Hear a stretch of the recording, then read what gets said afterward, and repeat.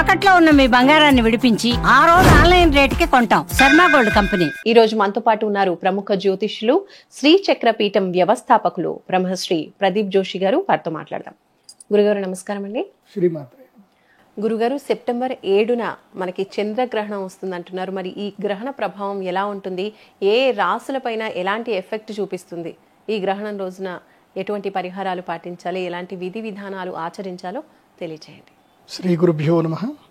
శ్రీమాత్రే నమః.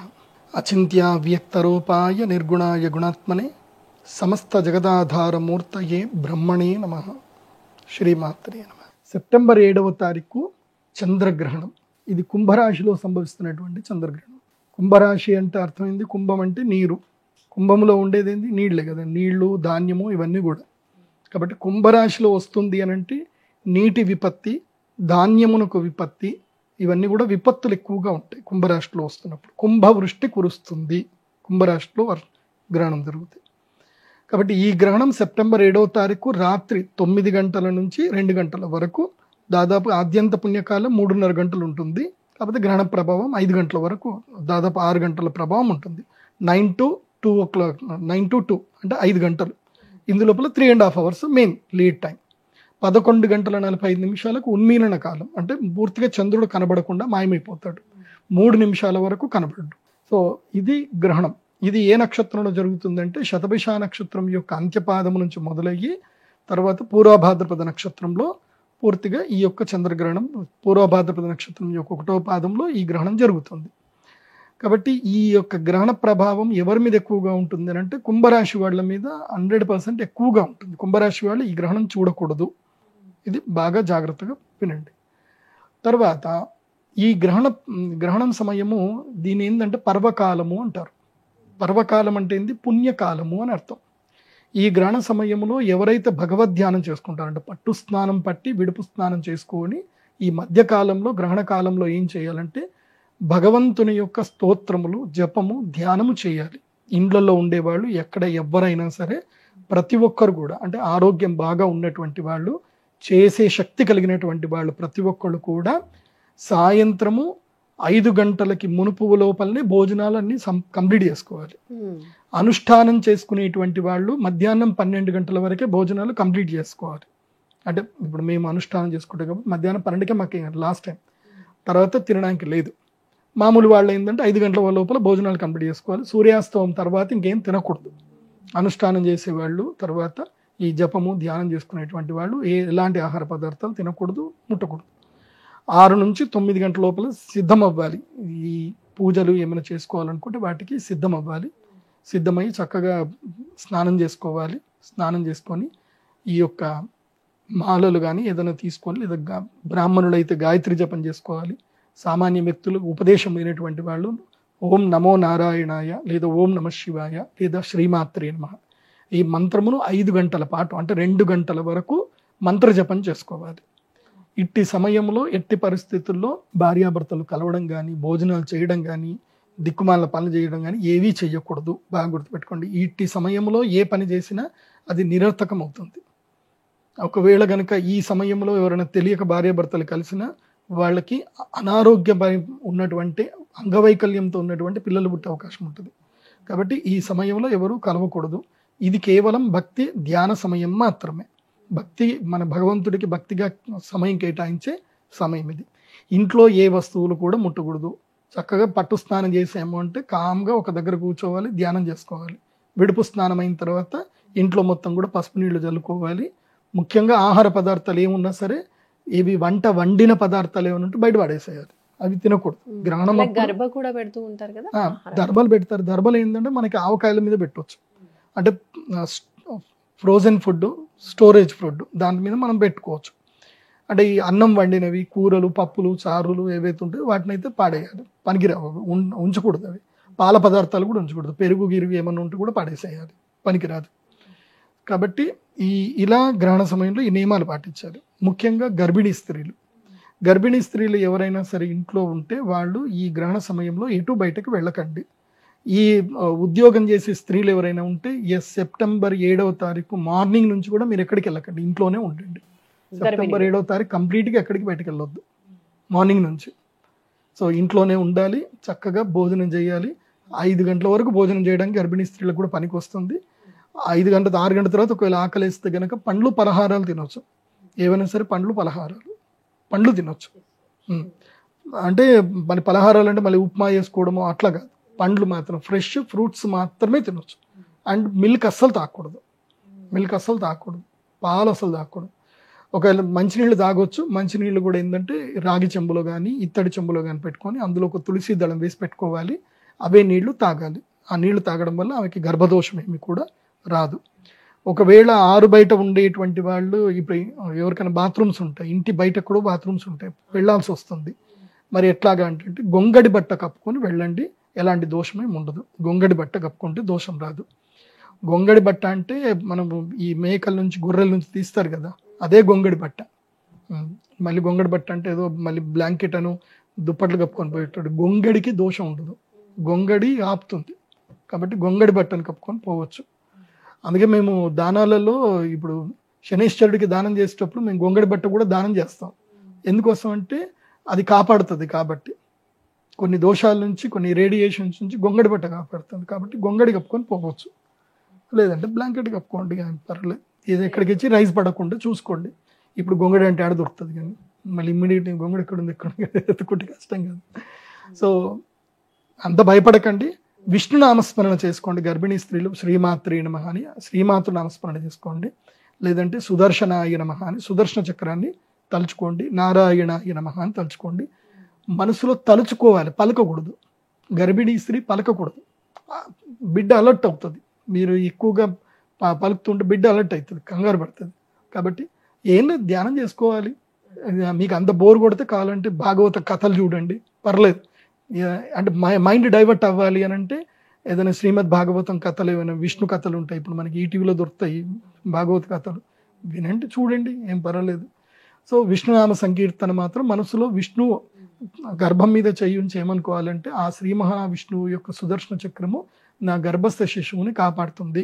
ఎలాగైతే ఉత్తరా గర్భముని ఎలాగైతే గనక పరీక్షిత్తుని ఎలాగైతే గనక బ్రహ్మాస్త్రము నుంచి శ్రీ మహావిష్ణువు ఎట్లాగైతే కాపాడాడో, అలాగే నా గర్భస్థ పిండమును కూడా ఆ శ్రీ మహావిష్ణువు యొక్క సుదర్శన చక్రము కాపాడుతుంది అని చెప్పి భావిస్తూ, ఆ సుదర్శన చక్రమే నీ యొక్క గర్భానికి రక్షణ కలిగిస్తుందని భావిస్తూ మీరు గర్భం మీద చేయబెట్టి పడుకోవాలి. ఒకవైపు తిరిగి పడుకోవాలి. పూర్తిగా నిద్రపోయినా పర్వాలేదు, కాకపోతే సుషుప్తి అవస్థలో ఉంటే మంచిది అని అంటారు. పూర్తి గాఢ నిద్రలోకి వెళ్ళకూడదు అని అంటారు. వెళ్ళినా ఏం పర్వాలేదు. కాకపోతే మీ దగ్గరలో, అంటే మీ రూమ్లో ఎక్కడైతే పడుకుంటారో అక్కడ ఆవు నెయ్యితో దీపం పెట్టుకోవాలి. ఒక చిన్న మట్టి కంచుడు దొరుకుతుంది, మట్టి కంచుడులో నెయ్యి నింపాలి. తర్వాత పూవత్తి తయారు చేసుకోవాలి. ఒక పెద్దది పూవత్తి క్లాత్ తోటి తయారు చేసుకోవాలి. తయారు చేసి ఆ పూవత్తి దాంట్లో నింపి వత్తి వెలిగిస్తే దాని యొక్క వెలుగుకి ఏమవుతుందంటే చుట్టూ ఉన్న ఏవైతే ఇవి అతినీల లోహిత కిరణాలు అంటారు, కొన్ని నెగిటివ్ వైబ్రేషన్స్ ఏవి కూడా ఇక్కడికి రావు. సో అదొక శక్తి ఉంటుంది. మనము అది ఆల్రెడీ మనకి భోపాల్లో జరిగినటువంటి విషవాయువు వచ్చినప్పుడు ఒక బ్రాహ్మణుడి ఇంట్లో నిత్యాగ్నిహోత్రం జరుగుతూ ఉంటే ఆ బ్రాహ్మణుడి ఇంటి లోపలికి ఆ విషవాయువు ఎంటర్ అవ్వలే. సర్వైవ్ అయినది ఆ బ్రాహ్మణ ఫ్యామిలీ మాత్రమే. బికాస్ దే డూ ఆల్వేస్ నిత్యాగ్నిహోత్రం. సో అక్కడ ఆవు నెయ్యితో నిత్యాగ్నిహోత్రం చేస్తారు కాబట్టి వాళ్ళు సర్వైవ్ అయ్యారు. ఇది ఆల్రెడీ పేపర్లో కూడా వచ్చింది. కాబట్టి నేను చెప్పేది ఏంటంటే, మీరు అక్కడ ఆవు నెయ్యితో దీపం వెలిగిస్తే మీకు అక్కడ ఎలాంటి నెగిటివ్స్ రావు. కాబట్టి గర్భదోషానికి ఏవి విపత్తులు రావు. బాగా గుర్తుపెట్టుకోండి. తర్వాత ఈ గ్రహణ సమయంలో పరిహార పూజలు కొంతమంది చేయించుకోవాల్సి వస్తుంది. ఎవరు చేసుకోవాలి అని అంటే, ఎవరైతే పుట్టినప్పుడు చంద్రగ్రహణం అప్పుడు కానీ సూర్యగ్రహణం అప్పుడు ఎవరైతే పుడతారో వాళ్ళు ఈ గ్రహణ పూజలు తప్పకుండా చేయించుకోవాలి. గ్రహణ కాలంలో పూజకు రావాలి. ఎవరి జాతకంలో అయితే గనక చంద్ర రాహు చంద్రకేతు, సూర్య రాహు సూర్యకేతు యుతి ఉంది అంటే మాత్రం వాళ్ళు తప్పకుండా వచ్చి ఈ యొక్క గ్రహణ సమయంలో పూజ చేయించుకోవాలి. గ్రహణము రోజు ఒకవేళ గనక మీరు పుడితే, గ్రహణం రోజు అంటే 1950 నుంచి తీసుకొని ఇప్పటిదాకా ఎవరైనా బతుకుంటే, మీరు గ్రహణం రోజు కనుక ఒకవేళ పుట్టి ఉంటే మాత్రం ఈ గ్రహణం రోజు మా శ్రీచక్రపీఠంలో మేము యాగం చేస్తాం. ఆ యాగానికి మీరు రావాలి. ఒక శివలింగం ఇస్తాము, ఆ శివలింగాన్ని తీసుకెళ్ళి పూజ చేసుకోవాలి రెగ్యులర్గా. కాబట్టి గ్రహణ సమయములో యాగము చేయించుకోవడం వల్ల చాలా అద్భుతమైన పుణ్యఫలం వస్తుంది. యాగము చేయటం వల్ల మీకు శక్తి వస్తుంది. మేము ఈసారి చేసేటువంటి యాగం ఏంటంటే చంద్ర అమృత సిద్ధి తంత్రం అని యాగం చేస్తున్నాం. అంటే అదొక ప్రత్యేకమైన శివలింగం ఇస్తాం, చంద్రామృత శివలింగం అని ఇస్తాం. అది కేవలము ఈ చంద్రగ్రహణం జరిగినప్పుడే ఇస్తాం, మళ్ళీ మీరు వేరే టైంలో వస్తే ఇవ్వం, ఈ టైంలోనే ఇస్తాం. అది అమృత సిద్ధి కలిగించేటువంటి శివలింగం. అది దాని ప్రత్యేకత ఏంటంటే మీరు దాన్ని సూర్యుడి వెలుగులో చూస్తే లోపల ఇంద్రధనస్సు కనిపిస్తుంది, మీకు ఈ సప్త వర్ణాలు కనిపిస్తాయి. అంత అద్భుతమైనది ఆ శివలింగం, చాలా అద్భుతంగా ఉంటుంది. అది కేవలం గ్రహణ పూజ చేసే వాళ్ళకి మాత్రమే ఇస్తాం, వేరే వాళ్ళు ఎవ్వరికి ఇవ్వము. గ్రహణం సమయంలో మాత్రమే ఇస్తాం. అది కూడా కేవలం 100 మందికి మాత్రమే అవకాశం, ఎక్కువ మందికి అవకాశం లేదు, బాగా గుర్తుపెట్టుకోండి. కాబట్టి మా శ్రీచక్రపీఠంలో యాగం జరుగుతుంది. తర్వాత అంటే యాగానికి సంబంధించి ఇంకా చాలా వివరాలు కావాలంటే నా వెబ్సైట్ ఉంటుంది, pradeepjoshi.com వెబ్సైట్ ఉంటుంది. అందులో వెళ్తే మీకు బ్రౌచర్ డౌన్లోడ్ చేసుకొని మీరు పూర్తిగా అన్నీ చదవచ్చు. ఏ రాశి వారికి ఎలా ఉంటుంది ఇంకా అన్నీ చదవచ్చు. ఏ రాశి వాళ్ళకి ఎలాంటి ఫలితం ఉంటుంది, ప్రత్యేకంగా మీరు కుంభరాశిలో ఈ గ్రహణం వస్తుంది అన్నారు కాబట్టి కుంభరాశి వాళ్ళకి పరిస్థితి ఎలా ఉంటుంది, ఏమైనా పరిహారాలు పాటించాలంటారా కుంభరాశి వాళ్ళు? అంటే గ్రహణం వచ్చింది అని అంటే గ్రహణ ప్రభావము ఒక 15 రోజుల పాటు, అంటే మళ్ళీ ఇంకొక గ్రహణం వచ్చేంత వరకు ఆ గ్రహణ ప్రభావం అయితే కొన్ని రాశుల మీద ఉంటుంది. అదొక పద్ధతి ప్రకారం ఉంటుంది, అది నేను మీకు చెప్తాను. ఈ గ్రహణము జరుగుతుంది ఏ రాశిలో అంటే గనక కుంభరాశిలో ఈ గ్రహణం జరుగుతుంది. ఈ గ్రహణము కుంభరాశిలో జరుగుతుంది. కుంభరాశి జన్మస్థానం అవుతుంది. జన్మస్థానంలో గనక గ్రహణం జరిగితే వాళ్ళకి ఏంటంటే మనోవైకల్యం చెందే అవకాశం ఉంటుంది. మనోవైకల్యం అంటే ఏదో ఒక దుఃఖం, బాధ, మనసు బాగలేకపోవడం, కోపం ఎక్కువైపోవడం, ఆక్రోశం రావడము, భయం కలగడము, ఇలాంటివన్నీ కూడా కుంభరాశి వారికి జరిగే అవకాశాలు ఎక్కువగా ఉంటుంది. కాబట్టి మీ ఇంట్లో ఎవరైనా కుంభరాశి వాళ్ళు ఉంటే ఈ 15 రోజులు వాళ్ళు కొంచెం వెరైటీగా పనులు చేస్తూ ఉంటారు. వాళ్ళని ఎక్కువగా పట్టించుకోకండి. ఇష్టం వచ్చినట్టు మాట్లాడతారు, ఏదో జరిగిపోయిందనో, ఏదో జరుగుతుందనో, ఏదో అవుతుందన్నట్టుగా వాళ్ళు ఫీల్ అవుతారు. కాబట్టి వాళ్ళని ఎక్కువగా సీరియస్గా తీసుకోకండి, వాళ్ళని కొంచెం జాగ్రత్తగా చూసుకోండి. ఎందుకోసమంటే కుంభరాశి వాళ్ళకి ఈ గ్రహణం ప్రభావం అంత మంచిగా లేదు. అనవసరమైన ఆక్రోశం, దుఃఖం కలిగేటువంటి అవకాశాలు. ఇక రెండవది వచ్చేసి వృశ్చిక రాశి. వృశ్చిక రాశికి ఈ గ్రహణం ఎక్కడ జరుగుతుందంటే వాళ్ళ సుఖస్థానంలో జరుగుతుంది. సుఖస్థానంలో గ్రహణం జరగడం వల్ల సుఖస్థానము, గృహస్థానము, మాతృస్థానము అంటారు. ఆ స్థానంలో జరగడం వల్ల ఏంటంటే వృశ్చిక రాశి వారికి కొంచెం ఆర్థిక సంక్షోభాలు వస్తాయి. దాంతో ఇల్లు కుదవబెట్టడము, లేకపోతే అప్పులు తీసుకోవడము, అప్పులు చేయడము, లేదంటే ఇల్లు మారడము, ఎవరితోటన గొడవలు అయిపోవడము, వాళ్ళ అమ్మగారికి అనారోగ్యాలు జరగడము, ఇలాంటివి కొన్ని నెగిటివ్స్ జరుగుతూ ఉంటాయి. కాబట్టి 15 రోజులు కొంచెం కంట్రోల్లో ఉంటే చాలు. ముఖ్యంగా మీ ఫ్రెండ్స్ తోటి కానీ, పక్క వాళ్ళతోటి కానీ, ఎవరితోటైనా సరే ఎక్కువగా రియాక్ట్ అవ్వకండి. కోపం ఎక్కువ తెచ్చుకోకుండా రియాక్ట్ అవ్వకండి. రియాక్ట్ అయ్యి ఇప్పుడు ఇంటి ఓనర్ తోటి ఏదో గొడవ అవుతుంది, మీరు రియాక్ట్ అయ్యారే అనుకోండి, వాడు ఇంట్లోకి నుంచి ఖాళీ చేయమంటాడు, ఇల్లు ఖాళీ చేయాల్సి వస్తుంది.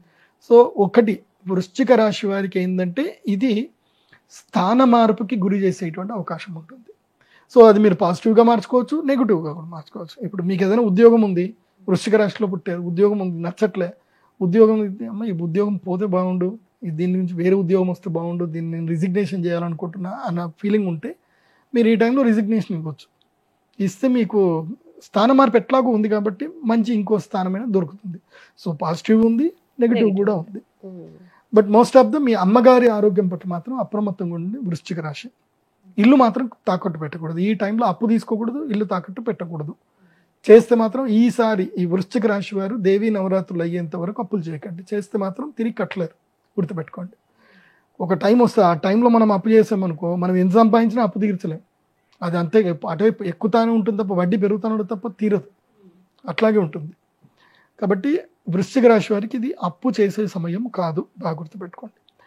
ఆ తర్వాత అష్టమ స్థానంలో గ్రహణం జరుగుతుంది. అంటే కర్కాటక రాశి వారికి తమ అష్టమ స్థానంలో చంద్రగ్రహణం జరగబోతుంది కాబట్టి కర్కాటక రాశి వారికి కూడా ఇది అరిష్టము. వాళ్ళకి జల ప్రళయాల్లో ఇరుక్కునే అవకాశం ఉంటుంది. ఇప్పుడు ఎంత ఒక నీళ్లు ఒక గుంత ఉంది, రోడ్డు మీద మనం వెళ్తూ ఉంటాం, బైక్ మీద ఫాస్ట్గా వెళ్తూ ఉంటారు, ఏదో సినిమాలో హీరో లెక్క వాళ్ళందరూ వేసేది స్టంట్లే. హీరో ఎప్పుడు స్టంట్లు చేయరు, స్టంట్ మాస్టర్లే చేస్తారు, అది కూడా అన్ని కట్టుకొని చేస్తారు. అది బాగా గుర్తుపెట్టుకోండి. మిమ్మల్ని మీరు సినిమా హీరో లెక్క ఫీల్ అయిపోయి బుర్రని వేసుకుంటూ చేతులు వదిలేసి నడిపిస్తే గుంతలు పడ్డారనుకోండి, ఇంకే గుంతలో పెట్టేస్తారు మిమ్మల్ని. కాబట్టి వర్షాకాలము చాలా జాగ్రత్తగా ఉండండి. కర్కాటక రాశి వారు ఇంకా జాగ్రత్తగా ఉండండి. మీకు గుంతలో నీళ్ళైనా మీకు జల ప్రళయాన్ని ఇస్తాయి, ప్రమాదమే. జల ప్రమాదం అంటే అది గుంతలో నీళ్లు కావచ్చు, లేదంటే పెద్ద కుంటలో నీళ్లు కావచ్చు, ఏదైనా సరే జల ప్రమాదమే. కాబట్టి జలం పట్ల చాలా అప్రమత్తంగా ఉండండి. కరెంటు విద్యుత్తు తీగలు దాని పట్ల కూడా అప్రమత్తంగా ఉండండి. ఇప్పుడు గండ పురుషుడు భూమి మీద నడిచే సమయం కాబట్టి, భాద్రపద మాసంలో గండ పురుషుడు భూమి మీద తిరుగుతాడు కాబట్టి, అందుకే ఆ సమయం లోపల పెళ్లి ముహూర్తాలు ఏ ముహూర్తాలు ఉండవు. భాద్రపద మాసంలో భారతదేశంలో ఎక్కడ పెళ్లిళ్ళు ఉండవు, పుష్యమాసంలో ఎక్కడ పెళ్లిళ్ళు ఉండవు. ఈ 2 మాసంలో మాత్రమే గండ పురుషుడు భూమి తిరుగుతాడు. కాబట్టి ఈ సమయం లోపల చాలా జాగ్రత్తగా ఉండాలి. ముఖ్యంగా కర్కాటక రాశి వారికి ప్రాణహాని ఉండే అవకాశం ఉంటుంది. బైకులు నడిపించేటప్పుడు చాలా జాగ్రత్తగా ఉండండి. తర్వాత ఇది ద్వాదశ స్థానంలో జరగబోతుంది మీనరాశి వారికి. మీనరాశికి తమ యొక్క 12వ స్థానంలో గ్రహణం జరుగుతుంది కాబట్టి మీనరాశి వారికి ఖర్చులు విపరీతమవుతాయి, అప్పుల పాలవుతారు, మోసపోతారు. కాబట్టి మీనరాశి వారు కూడా అప్రమత్తంగా ఉండాలి. కానీ ఒకటి మీనరాశి వారికి ఒక లాభం ఉంది ఈ గ్రహణం వల్ల, ఏంటంటే తమ యొక్క పిల్లల పెళ్లి ఏమైనా చేయాలనుకున్న ప్రయత్నం చేయగలిగితే నవరాత్రుల్లో తప్పకుండా పెళ్లి చేసే అవకాశం ఉంది. ఇంకో ఖర్చు అవుతుంది, ఖర్చు అవ్వాలి కదా, పెళ్ళి అంటే ఖర్చే కదా. కాబట్టి ఖర్చు అయ్యే అవకాశం ఉంటుంది. కాబట్టి పెళ్లి కోసం ప్రయత్నం చేసి మాత్రం మీనరాశి వారికి ఉపయుక్తం అవుతుంది. అది ఆ ఖర్చు ఏదో ఈ విధంగా ఉపయుక్తం అవుతుంది. తర్వాత ఈ గ్రహణం వల్ల ఇప్పుడు ఈ నలుగురికి అరిష్టమైతే ఎవరు? కుంభరాశి, వృశ్చిక రాశి, కర్కాటక రాశి, మీనరాశి వాళ్ళకి నెగిటివ్. పాజిటివ్ ఎవరికి అని అంటే కనుక ధనుస్సు రాశి వారికి మోస్ట్ ఆఫ్ ద పాజిటివ్. ధనుస్సు రాశి వారికి ఈ గ్రహణం వల్ల దీపావళి వరకు పట్టిందల్లా బంగారం. ఏ ప్రయత్నం చేసినా వాళ్ళు సఫలీకృతం అయ్యే అవకాశం ఉంటుంది ధనుస్సు రాశి వారికి. ఆ తర్వాత కన్యారాశి వారికి కూడా బాగుంటుంది. కన్యారాశి వారికి 6వ స్థానంలో ఈ గ్రహణం జరుగుతుంది కాబట్టి శత్రుబాధ విముక్తి కలుగుతుంది, రుణబాధ విముక్తి కలుగుతుంది. ఏవైనా సమస్యలు ఉంటే సమస్యల నుంచి బయటపడే అవకాశం ఈ యొక్క కన్యారాశి వారికి కలిగే అవకాశం ఉంటుంది. కన్యారాశి వారికి ఈ గ్రహణం చాలా మంచిది. వాళ్ళ జీవితంలో ఏవైనా దరిద్రాలు వదిలించుకోవాలంటే ఇప్పుడు వదిలించుకోండి. ఎందుకోసం అంటే మనం కొంచెం పిసినారితనాలు ఎక్కువ ఉంటారు. కన్యారాశిలో హస్త నక్షత్రం వాళ్ళు పిసినారులు. ఖర్చు పెడితే దారుణంగా ఖర్చు పెడతారు, లేకపోతే మరీ పిసినారితనం చేస్తారు, అట్లా ఉంటారు. కాబట్టి కన్యారాశి వాళ్ళకి ఏంటంటే ఈ శత్రుబాధలు ఏమైనా ఉంటే గనక వదిలించుకోండి. ఇప్పుడు దరిద్రాలు ఏమైనా వదిలించుకోవాలంటే డబ్బులు పోయినా పర్లేదు వదిలించుకోండి. ఎందుకోసం అంటే వదిలించుకునే టైంలో మీరు వదిలించుకున్నారనుకోండి, మీకు రావాల్సిన టైంలో వస్తాయి, బాగా గుర్తుపెట్టుకోండి. సో ఇది నెగిటివ్ టైంని రిమూవ్ చేసుకోవాల్సిన టైం కన్యారాశి వాళ్ళకి. ఆ తర్వాత 2 రాశులు మేషరాశి, వృషభ రాశి, ఈ ఇద్దరికి సూపర్ టైం ఇది. మెయిన్గా మేషరాశి వాళ్ళకి ఏలినాటి శని వచ్చింది, కానీ ఇదొక లక్కీయెస్ట్ టైం. ఈ టైంలో అంటే దీపావళి వరకు శని బాధ ఉండదు, వీళ్ళకి ప్రొటెక్షన్ ఉంటుంది. ఎందుకోసం అంటే గ్రహణం వచ్చింది కదా, దీపావళి వరకు మేషరాశి వారికి ప్రొటెక్షన్ ఉంటుంది. ఈ లోపల ఏం చేసుకోవాలో సర్దేసుకోండి. ఏదో దీపం ఉన్నప్పుడు ఇల్లు చక్కబెట్టుకోవాలంటారు కదా, అట్లా దీపావళి లోపలనే ఏమేమి సంపాదించుకోవాలో, ఏమేమి కూడబెట్టుకోవాలో, అప్పులు ఏమైనా తీర్చేయాలన్నా ఏం చేసుకోవాలో అన్నీ ఇప్పుడు చేసి దీపావళి కాగానే చేతులు ఎత్తేసి కామ్గా ఇట్లా ఉండిపోవాలి, అంతే సైలెంట్గా, నాకు ఏం తెలియదు అన్నట్టు ఉండాలి. ఎందుకోసం అంటే శని చూస్తాడు, ఇంకా దీపావళి తర్వాత శని గట్టిగా పట్టుకుంటాడు, ఏలినాటి శని. ఇంకా మేషరాశి వారికి ఉంటుంది, బ్యాండ్ బజాయిస్తుంది, జాగ్రత్తగా ఉండాలి. మేషరాశి వాళ్ళకి నేను దీపావళి తర్వాత చెప్తాను ఏలినాటి శని అంటే ఏంది, ఏం చేయాలి, ఏం పరిహారాలు చేయాలని చెప్పి దీపావళి తర్వాత చెప్తాను మీకు. ఇప్పుడు కొంచెం మీరు సేఫ్ జోన్లోనే ఉన్నారు, దీపావళి తర్వాత చెప్తాను. అప్పుడు ఏం పరిహారాలు చేయాలో కూడా మేషరాశి వారికి చెప్తాను. వృషభ రాశి వారికి కూడా చాలా మంచిగా ఉంది. వీళ్ళకి ఎట్లయినా సరే ధనస్థానం లోపలికి గురువు వచ్చాడు, వీళ్ళకి చాలా మంచిగా ఉంది. ఏకాదశ స్థానంలో శని వచ్చాడు కాబట్టి వృషభ రాశి వాళ్ళకి పట్టిందల్లా బంగారం, ఏం చేసినా నడిచిపోతుంది అంతే. అండ్ ఆటోమేటిక్గా గాడ్ విల్ ప్రొటెక్ట్ యూ, మిమ్మల్ని భగవంతుడు సంరక్షిస్తాడు కూడా. అప్పులు ఏమైనా ఉంటే టకా టకా టకా తీర్చేయండి, కానీ ఆస్తులు అమ్మకండి. ఆస్తులు అమ్మకుండా ఒకవేళ అమ్మినా కానీ వాటిని రొటేషన్ చేస్తూ అప్పులు తీర్చండి. అట్లా ఆస్తులన్నీ అమ్మేసి డబ్బులన్నీ మొత్తం అందరికి ఇచ్చేసి చేతులు కట్టుకోవద్దు. దానికి ఒక పద్ధతి ఉంటుంది, నా దగ్గర కన్సల్టేషన్ తీసుకుంటే చెప్తాను. అందరికి అన్ని ఫ్రీగా చెప్పొద్దు కదా, సో కొన్ని కన్సల్టేషన్ తీసుకుంటే చెప్తాను. వృషభ రాశి వారు ఎక్కడున్నా వీలైతే రండి, నేను చెప్పేది వింటేనే రండి, లేకపోతే రావద్దు. ఓకే, ఎందుకోసం అంటే నా అపాయింట్మెంట్ కావాలి అని అంటే దారుణంగా ఉంటుంది. నా అపాయింట్మెంట్ కావాలంటే నేను ఎగ్జామినేషన్ చేసి మినిమం 1 month టైం పడుతుంది. మీ హోరోస్కోప్ అవన్నీ కూడా ఇచ్చి ఒక 1000 రూపీస్ పే చేస్తే అప్పుడు నా దగ్గరికి మీ హోరోస్కోప్ వచ్చి ఓకే అప్రూవల్ అని నేను అంటే అప్పుడు మీకు అపాయింట్మెంట్ డేట్ ఇస్తారు. అప్పుడు లేకపోతే ఇవ్వరు. గురూజీ అప్రూవల్ ఇవ్వలేదండి, మీ డబ్బులు మీకు వాపస్ కొట్టేస్తున్నామని మీరు ఇచ్చిన 1000 రూపాయలు మీకు వాపస్ కొట్టేస్తారు. ఒకవేళ అపాయింట్మెంట్ కోసం వస్తే వచ్చిన తర్వాత 29,000 కట్టి అపాయింట్మెంట్ కంప్లీట్ చేసుకోవాలి. సో అది ఉంటుంది పద్ధతి. కాబట్టి ఈ 4 రాశుల వాళ్ళకి ఎవరికి ధనుస్సు రాశి, కన్యా రాశి, మేషరాశి, వృషభ రాశి ఈ 4 రాష్ట్రాల వాళ్ళకి రాజయోగం ఉంది. ఈ గ్రహణం వల్ల రాజయోగం అయితే వస్తుంది. అప్ టు దీపావళి వరకు ఇది వ్యాలిడ్ ఉంటుంది. దీపావళి తర్వాత వ్యాలిడ్ ఉండదు. గోచారాలు గీచారాలు అన్నీ కొట్టిపడేస్తుంది గ్రహణ శక్తి. తర్వాత ఇంకా మిగతా రాశులు ఏవైతే ఉన్నదో మకర రాశి వాళ్ళకి ఏంటంటే నష్టవస్తు ప్రాప్తి కలుగుతుంది. దీపావళి వరకు ఏదైనా వస్తువులు వాళ్ళు కోల్పోయారు, ఏదైనా గతంలో వాళ్ళు ఏదైనా తప్పు నిర్ణయాలు తీసుకున్నా, ఏదైనా కోల్పోయినా తిరిగి రెక్టిఫై అవుతుంది మకర రాశి వాళ్ళకి. తులారాశి వాళ్ళకి ఏంటంటే వీళ్ళకి కూడా కొంచెం మంచి టైం ఉంటుంది. వాళ్ళ పిల్లల కోసం ఎక్కువ ఖర్చు పెట్టాల్సి వస్తుంది. వాళ్ళ ఖర్చు ఎక్కువ అవుతుంది. కీర్తి ప్రతిష్టల గురించి ఖర్చులు ఎక్కువ జరుగుతాయి. మంచి సత్కార్య సన్మానాలు అయితే జరుగుతాయి. అలాగే ఆరోగ్య పట్ల కూడా కొన్ని ఖర్చులు అయ్యే అవకాశం ఉంటుంది తులారాశి వాళ్ళకి. తర్వాత సింహరాశి వాళ్ళకి ఏంటంటే ప్రతిష్టాభంగం జరిగే అవకాశం ఉంటుంది. కాబట్టి మేకపోతు గాంభీర్యాలకు వెళ్ళకూడదు, ఫాల్స్ ప్రామిస్ చేయకూడదు, ప్రతిష్టాభంగం జరిగే అవకాశం ఉంటుంది. రిమైనింగ్ ఆల్ గుడ్ సింహరాశి వాళ్ళకి. ఇక మిథున రాశి వాళ్ళకైతే ఉద్యోగంలో స్థాన మార్పులు వస్తాయి. మీరు ఎటైనా విదేశాలకు వెళ్ళాలనుకుంటే దూర ప్రయాణాలు చేయడానికి అనుకూలమైన సమయం మిథున రాశి వాళ్ళకి. సో ఇలా ఈ గ్రహణానికి సంబంధించిన అన్నీ ఉంటాయి. ఇంకా డీటెయిల్గా కావాలంటే నేను ప్రతి రాశికి సంబంధించి ఒక డీటెయిల్ రాసి ఇచ్చాను. అదంతా కూడా నా వెబ్సైట్లో ఉంటుంది. pradeepjoshi.com వెబ్సైట్కి వెళ్తే మీకు గ్రహణం బ్రోచర్ మీరు డౌన్లోడ్ చేసుకోవచ్చు. డైరెక్ట్ బ్రోచర్ కూడా మీరు నా వెబ్సైట్లో చూడొచ్చు. అన్ని డీటెయిల్స్ ఉంటాయి అక్కడ. ఇప్పుడు కుంభరాశి, కర్కాటక రాశి, ఈ 4 రాశులకి గ్రహణ ప్రభావం ఎక్కువగా ఉంటుందన్నారు కదా గురుగారు. మరి వీళ్ళు ప్రత్యేకించి సెప్టెంబర్ 7న కావచ్చు, ఆ తర్వాత కావచ్చు, ఎలాంటి పరిహారాలు పాటించాలంటారు? ఇప్పుడు ఈ గ్రహణము నష్టము చేస్తుంది, లాభము చేస్తుంది. కానీ నష్టం జరగకూడదన్నా, లాభం జరగాలి అన్నా గ్రహణ సమయంలో అనుష్ఠానం చేయాలి. పరిహారం చేసుకోకపోతే మేబీ జరగవచ్చు, జరగకపోవచ్చు. We can't give guarantee. కానీ పరిహారం కనుక చేసుకుంటే నష్టం అయితే జరగదు. ఎవరికి నష్టం జరగాల్సిన వాళ్ళకి 4 రాశులకి కుంభ, వృశ్చిక, కర్క, మీన ఈ రాశి వాళ్ళకి ఏదైతే నష్టం జరగాలో జరగకుండా ప్రొటెక్షన్ దొరుకుతుంది. ఇది గ్రహణ సమయంలో మా శ్రీచక్ర పీఠానికి వచ్చి మేము చేసే యాగంలో చేసుకుంటే వాళ్ళకి ప్రొటెక్షన్ దొరుకుతుంది. అదే ధనస్సు, కన్య, మేష, వృషభ ఈ 4 రాశుల వాళ్ళకి ఏంటంటే ఈ గ్రహణ సమయంలో మేము చేసే యాగం చేయటం వల్ల వీళ్ళకి రాజయోగం, అంటే వాళ్ళ జాతకంలో కొన్ని యోగాలు బాగా లేకపోయినా ఈ రాజయోగం రావాల్సి ఉంది. కాబట్టి ఈ గ్రహణ సమయంలో ఈ యాగం చేయటం వల్ల రాజయోగ సిద్ధి కలిగేటువంటి అవకాశాలు ఉంటాయి. కాబట్టి ఈ 8 రాశులకు నేను సజెస్ట్ చేస్తాను. మా శ్రీచక్ర పీఠం వచ్చి ఈ గ్రహణ సమయంలో యాగం చేసి మేము ఒక లాకెట్ ఇస్తాం. ఆ లాకెట్ మెడలో వేసుకోవచ్చు. అదేవిధంగా ఒక శివలింగం ఇస్తాం. ఆ శివలింగం తోటి పూజ చేసుకోవాలి. ఇవి 2 మాత్రం తప్పకుండా ఇస్తాము. ఒకవేళ మీరు రాలేకపోతే కనుక మీరు ఆన్లైన్ ద్వారా కూడా మీ గోత్రనామాలు ఎన్రోల్ చేయించుకుంటే మీ గోత్రనామంతో కూడా మేము పూజ చేసి మీకు ఇవి పంపించడం జరుగుతుంది. అంటే విదేశాల్లో ఉండేటువంటి వాళ్ళు రాలేకపోతే కనుక ఒకళ్ళు ఉంటారు, చాలామంది దూర ప్రాంతంలో ఉంటారు. మాది ఎక్కడో నిజామాబాద్లో దూరంగా ఉంటుంది, ఇందూరు అంటారు మా నిజామాబాద్ని. సో ఆ ఇందూరు దగ్గర ఎక్కడో దూరంలో 13 కిలోమీటర్ల దూరంలో ఉంటుంది. అంటే నా వెబ్సైట్లో కూడా టెంపుల్ అడ్రస్ ఉంటుంది, మీరు అక్కడికి రావచ్చు. అయితే ఈ గ్రహణ సమయంలో రాలేనటువంటి వాళ్ళు మాత్రం పట్టు స్నానం, విడుపు స్నానం చేసి అనుష్ఠానం అయితే చేసుకోండి.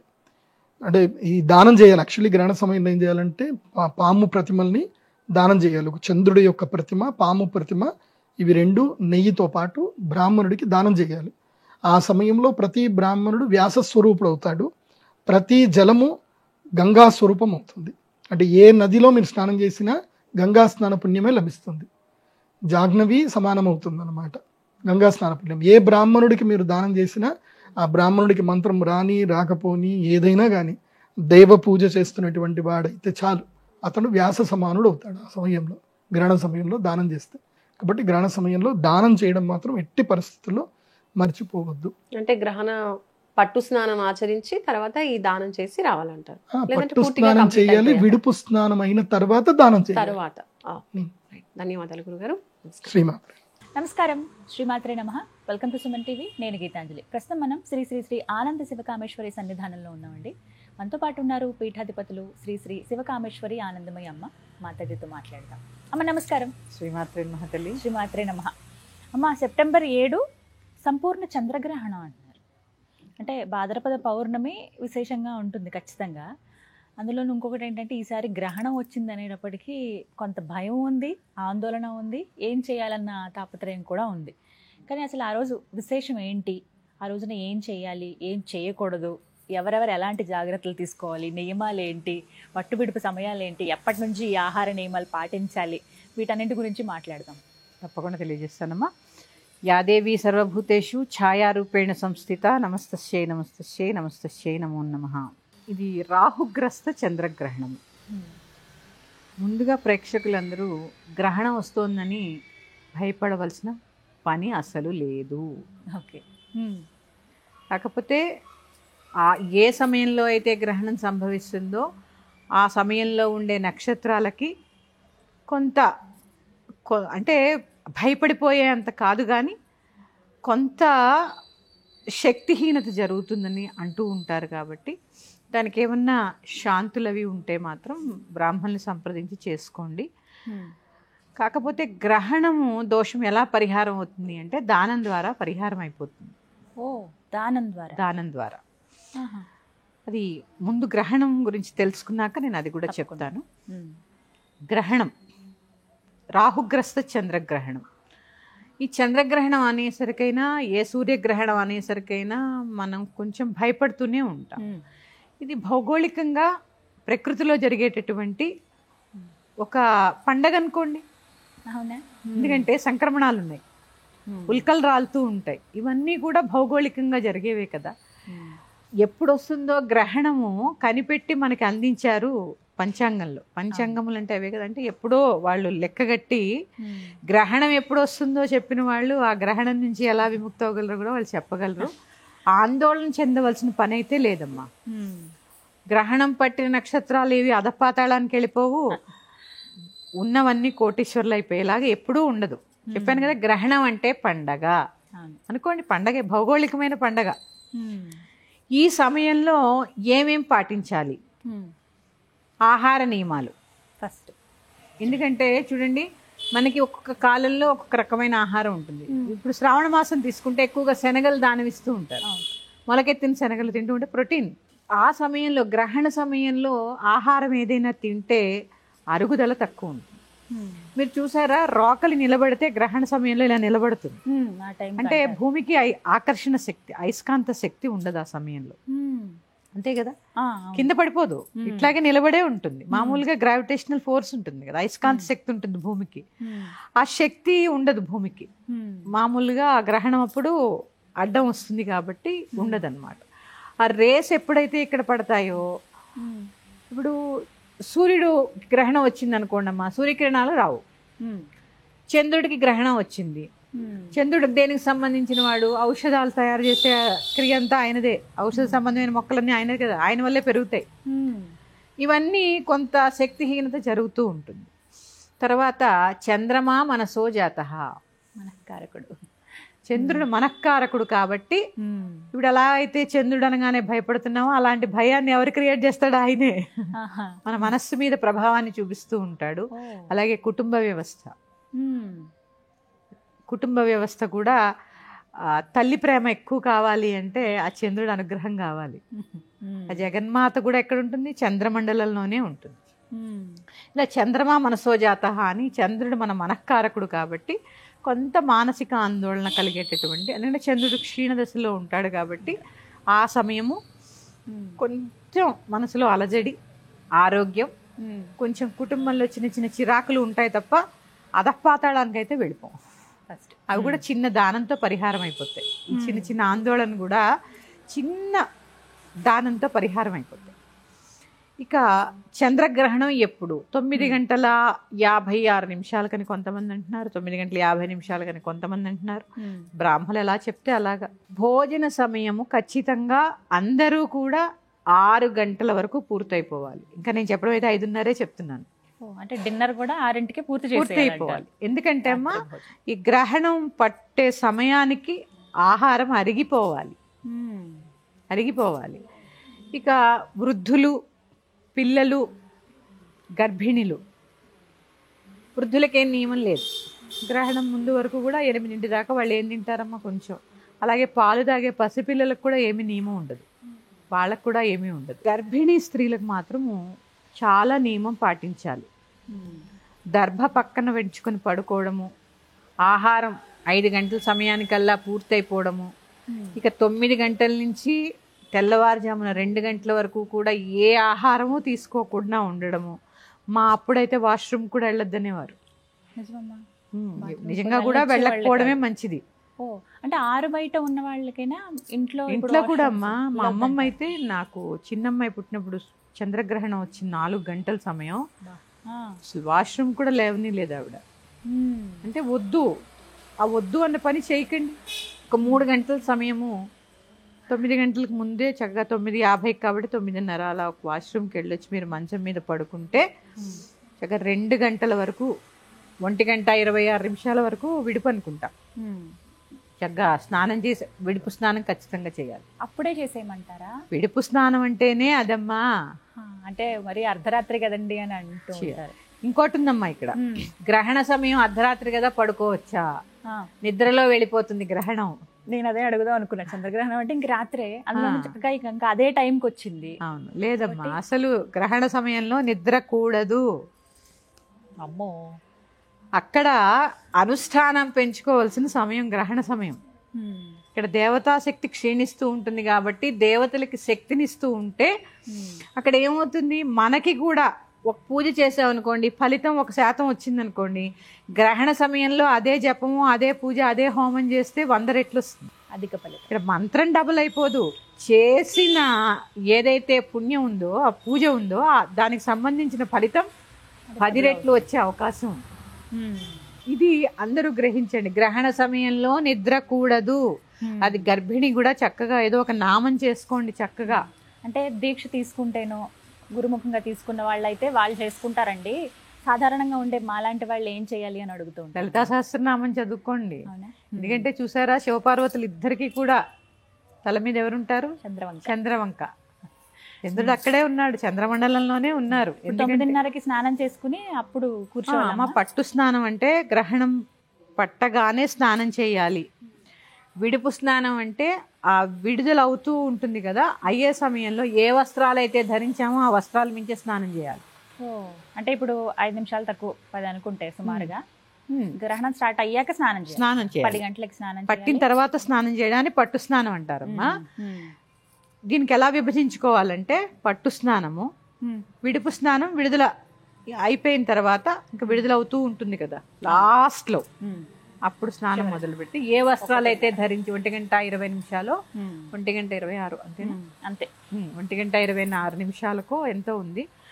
ఆ సమయంలో చక్కగా స్నానాది కార్యక్రమాలు ఏ వస్త్రాలు అయితే ధరించామో శిరస్సు మించి చేయాలి. ఇది చేయకపోతే ఏమవుతుంది తెలుసా, మళ్ళీ గ్రహణం వచ్చే వరకు మైలలో ఉన్నట్టే. అమ్మో, ఖచ్చితంగా ఆచరించాలమ్మా. పట్టు స్నానము స్త్రీలు కంఠస్నానం చేసినా విడుపు స్నానం తలమించి చేయాలి. అలాగే చక్కగా లలితా సహస్రనామ పారాయణ. ఏ నామం చేస్తే చక్కగా ఒక నామం తీసుకోండి, అదే జపం చేసుకోండి. ధనం కావాలా, సంపత్కరి సమారూఢ సింధుర వ్రజసేవిత అనే నామాన్ని సంపుటీకరణ చేస్తూ, అలా మీ ఇష్టం, ఒక్కొక్క నామం ఒక్కొక్క ప్రత్యేకత. ఆ లలితా సహస్రనామాలన్నీ కూడా, లలితా సహస్రనామాలు కుదిరితే ఎన్నిసార్లు కుదిరితే అన్నిసార్లు అంతా కూడా పారాయణ చేయండి. లేదా ఒక నామం తీసుకుని చక్కగా జపం చేసుకోండి. పూర్వజన్మ కర్మలు నశించాలి. నిస్తులా నీరచికురా నిరపాయ నిరత్యయ, కర్మలు తొలగటానికి, కర్మలు తొలగ, పూర్వజన్మ కర్మలన్నీ కూడా, ఈ సంచిత కర్మలన్నీ కూడా తొలగిపోతాయి ఈ నామం వల్ల. తర్వాత దాక్షాయణి దైత్యహంత్రి దక్ష యజ్ఞ వినాశిని, అలా ఒక్కొక్క నామము ఒక్కొక్క మంత్రం ఒక్కొక్క బీజాక్షరం లలితా సహస్రనామం అంతా కూడా చాలా విశేషంగా మనకు అందించారు వసిన్యాది వాగ్దేవతలు. అలా ఒక్కొక్కటి తీసుకుని చక్కగా చేసుకోండి. మీకు సమయం ఉంది, 3 గంటలు కూర్చోగలరు. పడుకోవడం మాత్రం పడుకోవద్దమ్మా, చదవగలరు. స్తోత్రాలు చాలా చదువుకోవచ్చు, మృత్యుంజయ మంత్రం చదువుకోవచ్చు. గ్రహణం పట్టినప్పుడు స్నానం చేస్తాం కదా, ఇక అప్పుడు జపం మొదలు పెట్టిన తర్వాత మధ్యకాలానికి అనుష్ఠాన పరులు హోమాది కార్యక్రమాలు చేస్తూ ఉంటారు. ఇక్కడ అదే చెప్పాను కదమ్మా, భగవంతుడికి మనం ఎంత శక్తి అందించగలిగితే అంత పుణ్యము. ఇది ఇంకోటి గుర్తుపెట్టుకోండమ్మా, గ్రహణం అనేది పుణ్యకాలము, ఇదేది పాపకాలం కాదు. ఇది ఒక పండగ. ఎందుకంటే భౌగోళికంగా ఏం జరిగినా అది పండగలాగా తీసుకోండి. సంక్రాంతి చేసుకుంటున్నావా లేదా, రథసప్తమి చేసుకుంటున్నావా లేదా, ఇట్లా ఇన్ని చేసుకుంటున్నప్పుడు గ్రహణానికి ఎందుకు భయపడుతున్నారు? భయపడద్దు. భగవంతుడు ఉన్నాడు అని మనకు నమ్మకం ఉన్నప్పుడు ఎందుకు భయపడాలి? ఆ భయపడ్డము, ఎక్కడెక్కడికో వెళ్ళిపోవడము, ఎన్నో వేలు లక్షలు ఖర్చు పెట్టడము. మీ ఇంటికి పురోహితుడు ఉంటాడు. గ్రహణ సమయంలో చెప్పాను కదమ్మా, పట్టు స్నానం చేసుకుని మీకుంది, మీ రాశికో నా రాశికి ఉందనుకుందామమ్మా, ఓ బ్రాహ్మణ్ణి పిలుచుకోండి, చక్కగా జపం చేయించుకోండి, చంద్ర జపం. విడుపు సమయంలో స్నానం చేసి వచ్చి దానం ఇవ్వండి, చక్కగా ఫలితం. దానం కూడా అప్పుడే ఇచ్చేయమంటారు. ఇస్తారు. చాలా మంది వస్తారమ్మా, ఇంటికి వస్తారు, బ్రాహ్మణులు చేస్తారు. ఇలాంటి పుణ్య కార్యక్రమాలు చేసుకోండి. లేదు, ఏ అవకాశము లేదు, మేము డబ్బులు ఖర్చు పెట్టలేము, చక్కగా లలితాసహస్రనామం, విష్ణు సహస్రనామము, అలాగే త్రయంబకం యజామహే సుగంధిం పుష్టివర్ధనం ఉర్వారకమివ బంధనాత్ మృత్యోర్ముక్షయ్యమామృతాత్, ఈ మంత్రం చక్కగా జపం చేసుకోండి. ఎన్ని అపమృత్యు దోషాలున్నా, ఎలాంటి విఘ్నాలున్నా కూడా తొలగిపోయి చక్కగా ఆ రుద్రుడి యొక్క కృపకి పాత్రలు అవుతాం. ఏదో ఒక శ్లోకం అమ్మా, అది ఇది అని లేదు, మీరు చదవగలిగిన శ్లోకం ఏం లేదు. ఓం నమో నారాయణాయ, ఓం నమ శివాయ, శ్రీమాత్రే నమః, ఇవైనా సరే, ఓం గం గణపతే నమః, ఏ మంత్రం చేయండి మీకు పుణ్యమే. ఎన్నో విఘ్నాలు తొలగిపోతాయి. ఈ పుణ్యరాశంతా ఓ సంచిలో పడుతుంది. ఎప్పుడు ఉపయోగపడుతుందండి? కొన్ని కనపడవు. ఎప్పుడైనా మీరు ఇబ్బందుల్లో ఉన్నప్పుడు మిమ్మల్ని ప్రొటెక్ట్ చేస్తూ ఉంటాయి అన్నమాట. గ్రహణం అంటే భయపడవలసిన పనేమీ లేదు. అదైపోతుంది, ఇదైపోతుంది. చాలా మందికి ఇది ఒక ఆలోచన, భయపడుతూ ఉంటారు. ప్రపంచం తల్లకిందులైతే అయిపోతుంది. అంటే మనకైతే కాదులే, మన వరకు కాదులే అని ఊరుకుంటారమ్మా. మామూలు టైంలో ఎలాగో 1 గంట 2 దాకా మెలుకుంటారు. అంటే ఇక్కడ ఏంటంటే మా సమయాన్ని ఇక్కడ గమనిస్తూ ఉంటాం కాబట్టి ఇంకా అవలేదా అదే ఓ సినిమా చూడండి, మనకి తెలియదు ఆ సమయం. సెకండ్ షో సినిమాకి వెళ్ళారు, 2 దాకా ఉండరా? ఖచ్చితంగా 12 ఇంటికి వచ్చేసరికి 1 అవుతుంది. ఆ 1 అయిపోతుంది. అలాంటి సినిమాకి వెళ్ళకండి. భగవద్ ధ్యానం చేసుకోండి, చక్కగా ధ్యానం చేయండి, తపస్సు చేయండి, జపం చేయండి. మీకు ఏదైనా ఉపదేశ మంత్రాలు ఉంటే మధ్యలో చక్కగా హోమాది కార్యక్రమాలు చేసుకోండి. ఆఖరిలో దానం ఇవ్వండి. గ్రహణం విడిపప్పుడు దానం చేయడం కుదరలేదు, అంత అర్ధరాత్రి వెళ్ళి గుడులు కూడా తీయరు కదమ్మా. తెల్లవారిన తర్వాత చక్కగా నల్ల మినువులు, రాగి చెంబులో కాకుండా ఇత్తడి చెంబులో కానీ, కంచు చెంబులో కానీ, ఇంత ఆవు నెయ్యి, చెంబు నిండా ఆవు నెయ్యి, ఒక రాహు పడగ, ఒక ఇంత చంద్రబింబం, మనకి బంగారం షాపులో అడిగితే ఇస్తారండి. గ్రహణానికి దానం ఇవ్వాలంటే ఇస్తారు వాళ్ళు. అది పాలు, పెరుగు, బియ్యం, కేజీ అన్ని కేజీ-పావు బియ్యము, కేజీ-పావు మినువులు, దక్షిణ, వస్త్రాలు చక్కగా కలిపి బ్రాహ్మడికి దానం ఇచ్చుకోండి. చాలు, గ్రహణ శాంతి అయిపోయింది. ఈ విధంగా అయిపోయింది. అంతే తప్ప టిఫిన్ తినేసి వెళ్ళి ఇవ్వకండి. చక్కగా తెల్లవారుజామున అవగానే 7ంటికి 7:30కి అట్లా వెళ్ళి గుళ్ళ దానం ఇచ్చేసుకుని వచ్చిన తర్వాత ఏదైనా భుజించండి. ఈ లోపు ఇల్లంతా కూడా కడిగేసుకోవాలి కదమ్మా. కడిగేసుకుని స్నానం చేసి అప్పుడు దానం తీసుకెళ్ళి ఇచ్చేసేయాలి. ఇక మనకు ఉంటాయి కదా ఆవకాయలు, పప్పులు, ఉప్పులు, పాలు, వీటన్నిటి మీద దర్భ వేస్తాం కదా మనం. ఆ దర్భకు ఆ పవిత్రత ఉంది కాబట్టి దర్భ వేసుకుని వండిన ఆహార పదార్థాలు ఏవి కూడా గ్రహణమైన తర్వాత పనికిరావు. అన్నం మిగిలిపోయింది తినకూడదు, కూరలు మిగిలిపోయాయి తినకూడదు, పచ్చివి పర్వాలేదు, సరిపడానే వండుకోవాలి. అది కూడా 6ంటికి అసలు ఆహార పదార్థాలు ఏవి కూడా ఇక నిలవ ఉంచొద్దు. 6:30 కల్లా భోజనం చేసేయడం, అన్ని పాత్రలు కడిగి శుభ్రంగా వంటగదిని శుభ్రంగా ఉంచుకోండి. గ్రహణ సమయంలో ఆ ఎంగిళ్ళు అలా పడేసి ఆ స్టవ్ నిండా పారబోసేసి ఇలా కాకుండా చక్కగా అంతా శుభ్రం చేసుకోండి. ఒక ఆసనం వేసుకోండి, పట్టు స్నానం చేసుకోండి, ఏదో ఒక నామం చేసుకోండి. చక్కగా ఎటువంటి భయాలు అవసరం లేదు. శతభిష నక్షత్రము పూర్వభాద నక్షత్రానికి గ్రహణం ఉందని చెప్తున్నారు. రాశిలో అని చెప్తున్నారు. కుంభరాశి, మీనరాశి, మకర రాశి అంటే పక్క పక్కన కూడా ఉంటాయి కదా. మకర కుంభమేనం ఎక్కువ ఉంటుంది అన్నట్టు చెప్తున్నారు. అది మీకు ఇంకేమన్నా ఇంకా కావాలంటే బ్రాహ్మణుడు గారిని అడిగితే చెప్తారు కదా. దాన్ని బట్టి ఈ శాంతి నాకు తెలిసి సరిపోతుంది అనుకుంటున్నానమ్మా. గ్రహణ సమయంలో నక్షత్ర జపం చేస్తారు. ఏ నక్షత్రానికి అయితే ఉందో ఆ నక్షత్ర జపము, చంద్ర జపము, రాహు జపం, చంద్ర జపం చేస్తారు అనుకుంటా. అది బ్రాహ్మణ్ని సంప్రదించి శతభిషం వాళ్ళు, పూర్వభాద్ర వాళ్ళు చేయించుకోవడానికి ప్రయత్నం చేయండి అమ్మా. ఎందుకంటే మన ధర్మం, ఎందుకంటే ఏది కొట్టిపడేసేదిలా ఉండదు. అలానే అంత భయపడవలసిన పని కూడా ఏమీ లేదు. ఇక తర్వాత చాలా మంది చెప్పరు గ్రహణ శూల అంటే ఏంటమ్మా? గ్రహణం అయిపోయిన తర్వాత ఉండేదాన్ని గ్రహణ శూల అంటారు. ఇప్పుడు మీకు జ్వరం వచ్చిందమ్మా, తగ్గిపోయింది, నీరసం ఉంటుందా ఉండదా? ఖచ్చితంగా ఉంటుంది. ఓ రోజు రెస్ట్ తీసుకుంటే మళ్ళీ సెట్ అయిపోతుంది. ఈ గ్రహణ శూలలో ప్రయాణాలు చేయొద్దని చెప్తూ ఉంటారు. చేయకూడదు.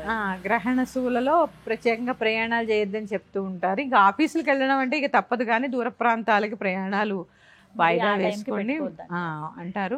అలాగే ఇక ఆబ్దికాలు ఉన్న వాళ్ళు అపరాహ్నం 12 గంటల వరకు అయిపోవాలండి, భోజనాలు కూడా అయిపోవాలి గ్రహణం ఉన్న సమయంలో. అదొక్క నియమం. ఆ రోజు ఎవరైనా ఆబ్దికాలు ఉంటే మాత్రం 12 గంటల బిఫోర్ అయిపోవాలి. 12 గంటల వరకు భోజనాది కార్యక్రమాలు కూడా అయిపోవాలి ఆ రోజు ఆబ్దికం పెట్టే వాళ్ళకి. గ్రహణ శూలంలో ఇక మన వీలుని బట్టి పాటించగలిగితే పాటించండి. అప్పటికే గ్రహణ టైంలో ఉండి ఇంకా పొద్దున్నే జపాలు కానిచ్చి నివేదనలు అయ్యి అలసిపోయి పడుకుంటారు చాలా మంది గృహిణులు.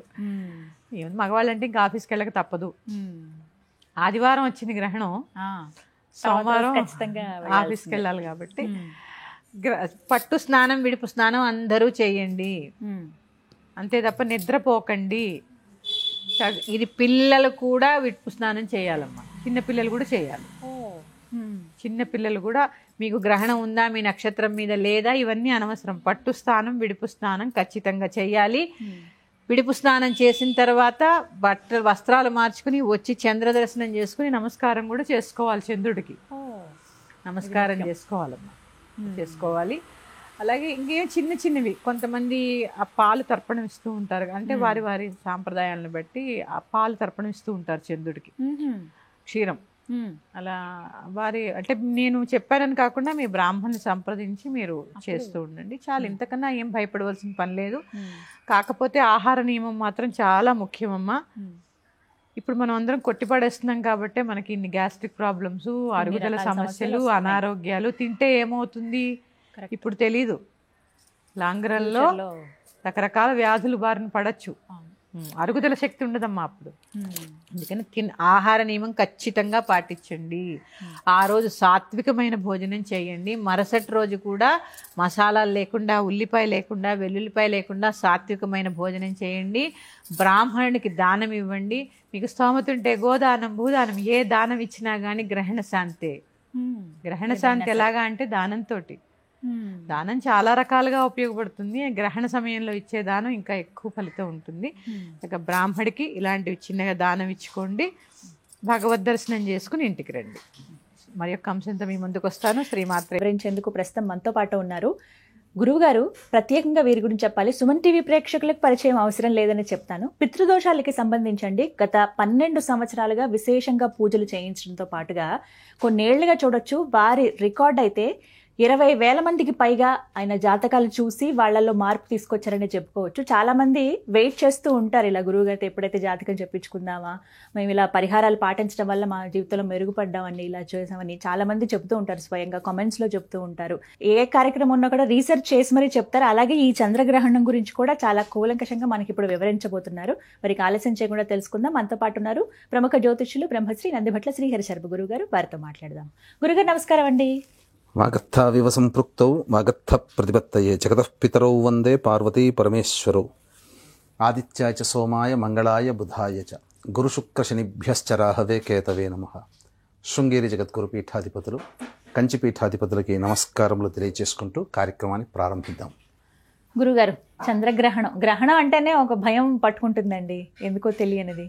మరి ఈసారి ఎలా ఉంది, ఏంటి? సంపూర్ణ చంద్రగ్రహణం అంటున్నారు, వివరాలన్నీ మాట్లాడదాం. తప్పకుండానమ్మా. అంటే మీరు అన్నట్టుగా ఒక మాటకి చెప్పాలి అంటే నిజంగా భయపట్టుకునేటువంటి పరిస్థితులు ప్రస్తుత కాలమాన పరిస్థితులకు ఉన్నాయి. ఎందుకు అనంటే పోయిన పాల్గొన మాసం మార్చి 14 మరియు మార్చి 29 ఈ 2 రోజుల్లో చంద్రగ్రహణము, సూర్యగ్రహణం ఏర్పడింది. మన భారతదేశానికి సంబంధం లేకపోయినా దీని తదనంతరం విపత్తులు ప్రపంచవ్యాప్తంగా ఎదుర్కోవాల్సి వస్తుంది. మన భారతదేశం ఏమీ మినహాయింపు కాదు. ఖచ్చితంగా కొన్ని విపత్తులు మనకు కూడా ఉంటాయని ఆనాడు మనం చెప్పుకోవడం జరిగింది. చాలామంది మన భారతదేశానికి కనిపించదు కాబట్టి ఇదంతా సుత్తి సోది తప్ప ఏం లేదు, దీని గురించి పట్టించుకోవాల్సిన అవసరం లేదని అనేక కామెంట్లు పెట్టడం జరిగింది. కానీ వాస్తవ విషయానికి వచ్చేసరికి పెహల్గాం దాడి కావచ్చు, లేకపోతే ఇతరత్ర అనేక ప్రమాదాలు కావచ్చు, వందల మంది వేల మందిని కోల్పోవాల్సినటువంటి పరిస్థితి, అసలు పాకిస్తాన్కి మనకి యుద్ధం వచ్చినటువంటి పరిస్థితి ఏర్పడింది. ఇవన్నీ మన భారతదేశంలో కనిపించకపోయినా ఏర్పడినటువంటి విపరీత పరిణామాలు. అటువంటిది ఈ యొక్క భాద్రపద మాసం పౌర్ణమి రోజున ఏర్పడబోయేటువంటి సంపూర్ణ చంద్రగ్రహణ ప్రభావం మన భారతదేశంలో కనిపిస్తుంది. కాబట్టి వీటికి సంబంధించినటువంటి పూర్తి వివరణలు తెలుసుకొని తగు సూచనలు సలహాలు పాటించి పరిహారాలు ఎవరైతే చేసుకుంటారో వాళ్ళకి ఈ గ్రహణ తదనంతరం వచ్చేటువంటి విపత్తుల నుంచి వాళ్ళకి తప్పకుండా ఉపశమనం లభిస్తుంది. మనం గమనించుకున్నట్లయితే ఈ రోజున మనం గమనిస్తున్నట్లయితే ఈ సాఫ్ట్వేర్ జాబుల్లో చేసేటువంటి వాళ్ళకందరికీ లైఫ్లో అనిశ్చితి ఈ గ్రహణం తర్వాతనే కదా ఏర్పడింది ప్రపంచవ్యాప్తంగా. అది దీనికి ముఖ్య కారణం అమెరికాలో ఈ 2 గ్రహణాలు కనబడ్డాయి. ఈ అమెరికాలో ఈ 2 గ్రహణాల సందర్భంలోనే ట్రంప్ ఎలక్షన్ అనేటువంటిది ఎలక్ట్ కావడము, తదనంతరం ఆయన తీసుకున్న నిర్ణయాల వల్ల ఇప్పుడు అమెరికా యొక్క పరిస్థితి ఏ విధంగా ఉంటుంది అనేటువంటిది మనం చూస్తూనే ఉన్నాం. పరిస్థితులు ఇలా ఉంటాయండి. నిజమే, మీరు అన్న మాట కూడా కరెక్టేనండి. గతసారి ఎప్పుడైనా పోల్చుకుంటాం అంటే ఇంతకు ముందు రోజుల్లో అయితే గ్రహణం కదా ఏముందిలే అవి జరుగుతూ ఉంటాయి అది ప్రక్రియ అనుకుంటాం, కానీ ఆ ప్రభావాలు చూశాక భయం అనేది పట్టుకుంటాం. ఖచ్చితంగానమ్మా. మరి ఈసారి పట్టువిడుపు సమయాలు భారతదేశంలో ఖచ్చితంగా కనపడుతుంది అంటున్నారు. తీసుకోవాల్సిన జాగ్రత్తలు, నియమాలు, ఇలా చాలా సందేహాలు ఉన్నాయండి. అవన్నీ ఒక్కొక్కటిగా అడుగుతాను. ముందుగా వీటి గురించి వివరించండి. పట్టు విడుపు సమయాలు కనుక చూసుకుంటే 9:57 ఈ సంబంధించినటువంటి గ్రహణం ప్రారంభమవుతుంది. మధ్య మోక్షకాలము 11:52 రాత్రి, దాదాపు 8 నుంచి 10 నిమిషాల పాటు ఆ విధంగా. అంటే మోక్షకాలం అంటే ఏంటి? సంపూర్ణముగా చంద్రుడు కనబడనటువంటి పరిస్థితి. ఇది దాదాపు 8 నుంచి 10 నిమిషాల దాకా ఉంటుంది, చాలా అతి సుదీర్ఘంగా. తర్వాత 1:27 వరకు ఈ యొక్క గ్రహణ ప్రభావం ఉంటుంది. అంటే దాదాపుగా 3 గంటల 10 నిమిషాలమ్మా. 3 గంటల 10 నిమిషాలు సుదీర్ఘమైనటువంటి చంద్రగ్రహణం, సంపూర్ణ చంద్రగ్రహణం భారతదేశం అంతటా కూడా వ్యాపించి కనిపిస్తూ వస్తుంది. ప్రపంచవ్యాప్తంగా 80% మంది ప్రజలకి ఇది కనిపిస్తుంది. అయితే కనిపించినటువంటి ప్రదేశంలో ఆచార వ్యవహారాలు పాటించాలి.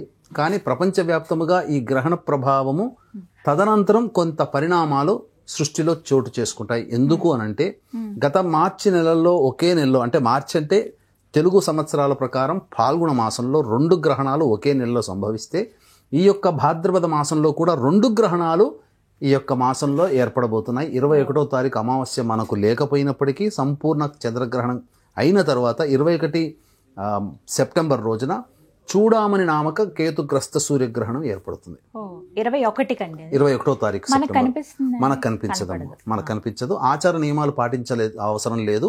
కానీ దీని తదనంతరం కొన్ని రాశుల్లో జన్మించినటువంటి వాళ్ళకి ఏ గ్రహణం అయితే ఏ రాశిలో సంభవిస్తుందో దాన్ని బేస్ చేసుకుని కొన్ని రాశుల్లో జన్మించినటువంటి వాళ్ళకి కొంత ఇబ్బందులు సమస్యలు తప్పవు. కొంతమందికి యోగములు, కొంతమందికి మధ్యస్థంగా ఉంటాయని చెప్పవచ్చు. సుమారుగా 9:57 అంటే 10 అవుతున్నట్లుగానే ఆహార నియమాలు, ఏ సమయానికి ఆహారం తీసుకోవడం ఆపేయాలండి? రాత్రిపూట కాబట్టి ఈ సంబంధించినటువంటి వ్యవహారంలో సూర్యగ్రహణం అయితే 6 జాములు, చంద్రగ్రహణం అయితే 3 జాముల ముందు ఎటువంటి ఆహారం తీసుకోకూడదని చెప్పబడి ఉంది.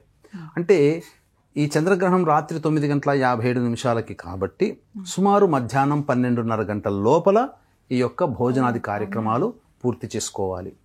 ఇక వయోవృద్ధులు, అనారోగ్యంలో ఉన్నటువంటి వాళ్ళు, గర్భవతులు, అలాగే చిన్నపిల్లలు, వీటికి కొంత ఎగ్జంప్షన్ మినహాయింపు అనేటువంటిది ఉంది. సాయంత్రం 6 లేదా మ్యాక్సిమం 7 లోపల తీసుకోవచ్చు. ద్రవ పదార్థాలు తీసుకోవచ్చు అమ్మా. ఆ విధంగా ఫ్రూట్ సలాడ్స్ కానీ పాలు ఇలా తాగవచ్చు. కానీ ఎక్కువ శాతం కడుపులో ఎటువంటి ఆహారం ఉండకుండా సామాన్య జనం ఉంచుకునేటట్టు ఉంటే ఆ గ్రహణ శూల ప్రభావం శరీరం మీద ప్రసరించకుండా ఉంటుంది. మధ్యాహ్నానికి ముగిస్తే మంచిది, సాయంత్రం మళ్ళీ తీసుకోకుండా. ఇక ఖచ్చితంగా అందరూ అడిగేది, అందరూ భయపడేది కూడా గర్భవతుల గురించి. గర్భిణీ స్త్రీలు ఏ విధమైన జాగ్రత్తలు తీసుకోవాలండి? అసలు గర్భిణీ స్త్రీలు అన్నప్పుడు ప్రధానంగా అతి సున్నితమైనటువంటి శరీరము గర్భవతులకు ఉంటుందమ్మా. ఎందుకంటే తనతో పాటు తన ఉదరంలో భవిష్యత్తులో జన్మించబోయేటువంటి బిడ్డ ఉంటుంది.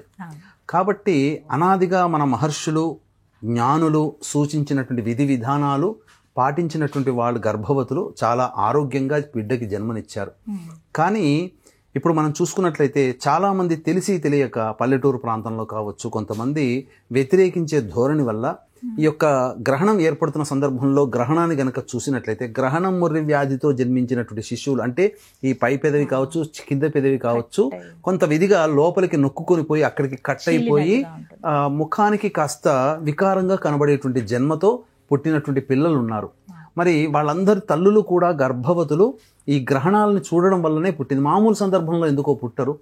గ్రహణాలు లేని సంవత్సరం అంటూ కూడా ఉంది. 2020 కరోనా వచ్చిన సందర్భంలో 2020లో ఏ గ్రహణాలు లేవు. చాలా మటుకు ఇటువంటివి నమోదు కాలేదు ఎక్కడా కూడా. కాబట్టి గ్రహణం అనేటువంటిది ఉన్నప్పుడు సైన్స్ అనేటువంటిది దీన్ని చాలా తేలికగా తీసుకోవచ్చు, ఏం పర్వాలేదనొచ్చు. కానీ వచ్చే విపత్తుని మన వాళ్ళు కనిపెట్టారు, ఆచరించారు, ఫలితాలు పొందారు. కాబట్టి మన వాళ్ళంటూ దీన్ని ఆచరించే వాళ్ళు ఉన్నారు. కొంతమంది కమ్యూనిజం భావాలతో దీన్ని వ్యతిరేకించవచ్చు, అది వాళ్ళకి సంబంధించినటువంటిది. కాకపోతే గర్భవతులకి సంబంధించి ఒకప్పుడు ఉన్నటువంటి ఆచారం ఏంటంటే ప్రధానంగా ఇంటి తలుపులన్నీ మూసివేసి, కిటికీలు కూడా అన్నీ మూసివేసి హాయిగా నిద్రపోమ్మా, లేదా దైవనామ స్మరణ చేసుకుంటూ ఉండమ్మా, హాయిగా ఉండమ్మా, కానీ నిద్రపోకుండా ఉండు అని చెప్పబడేటువంటిది.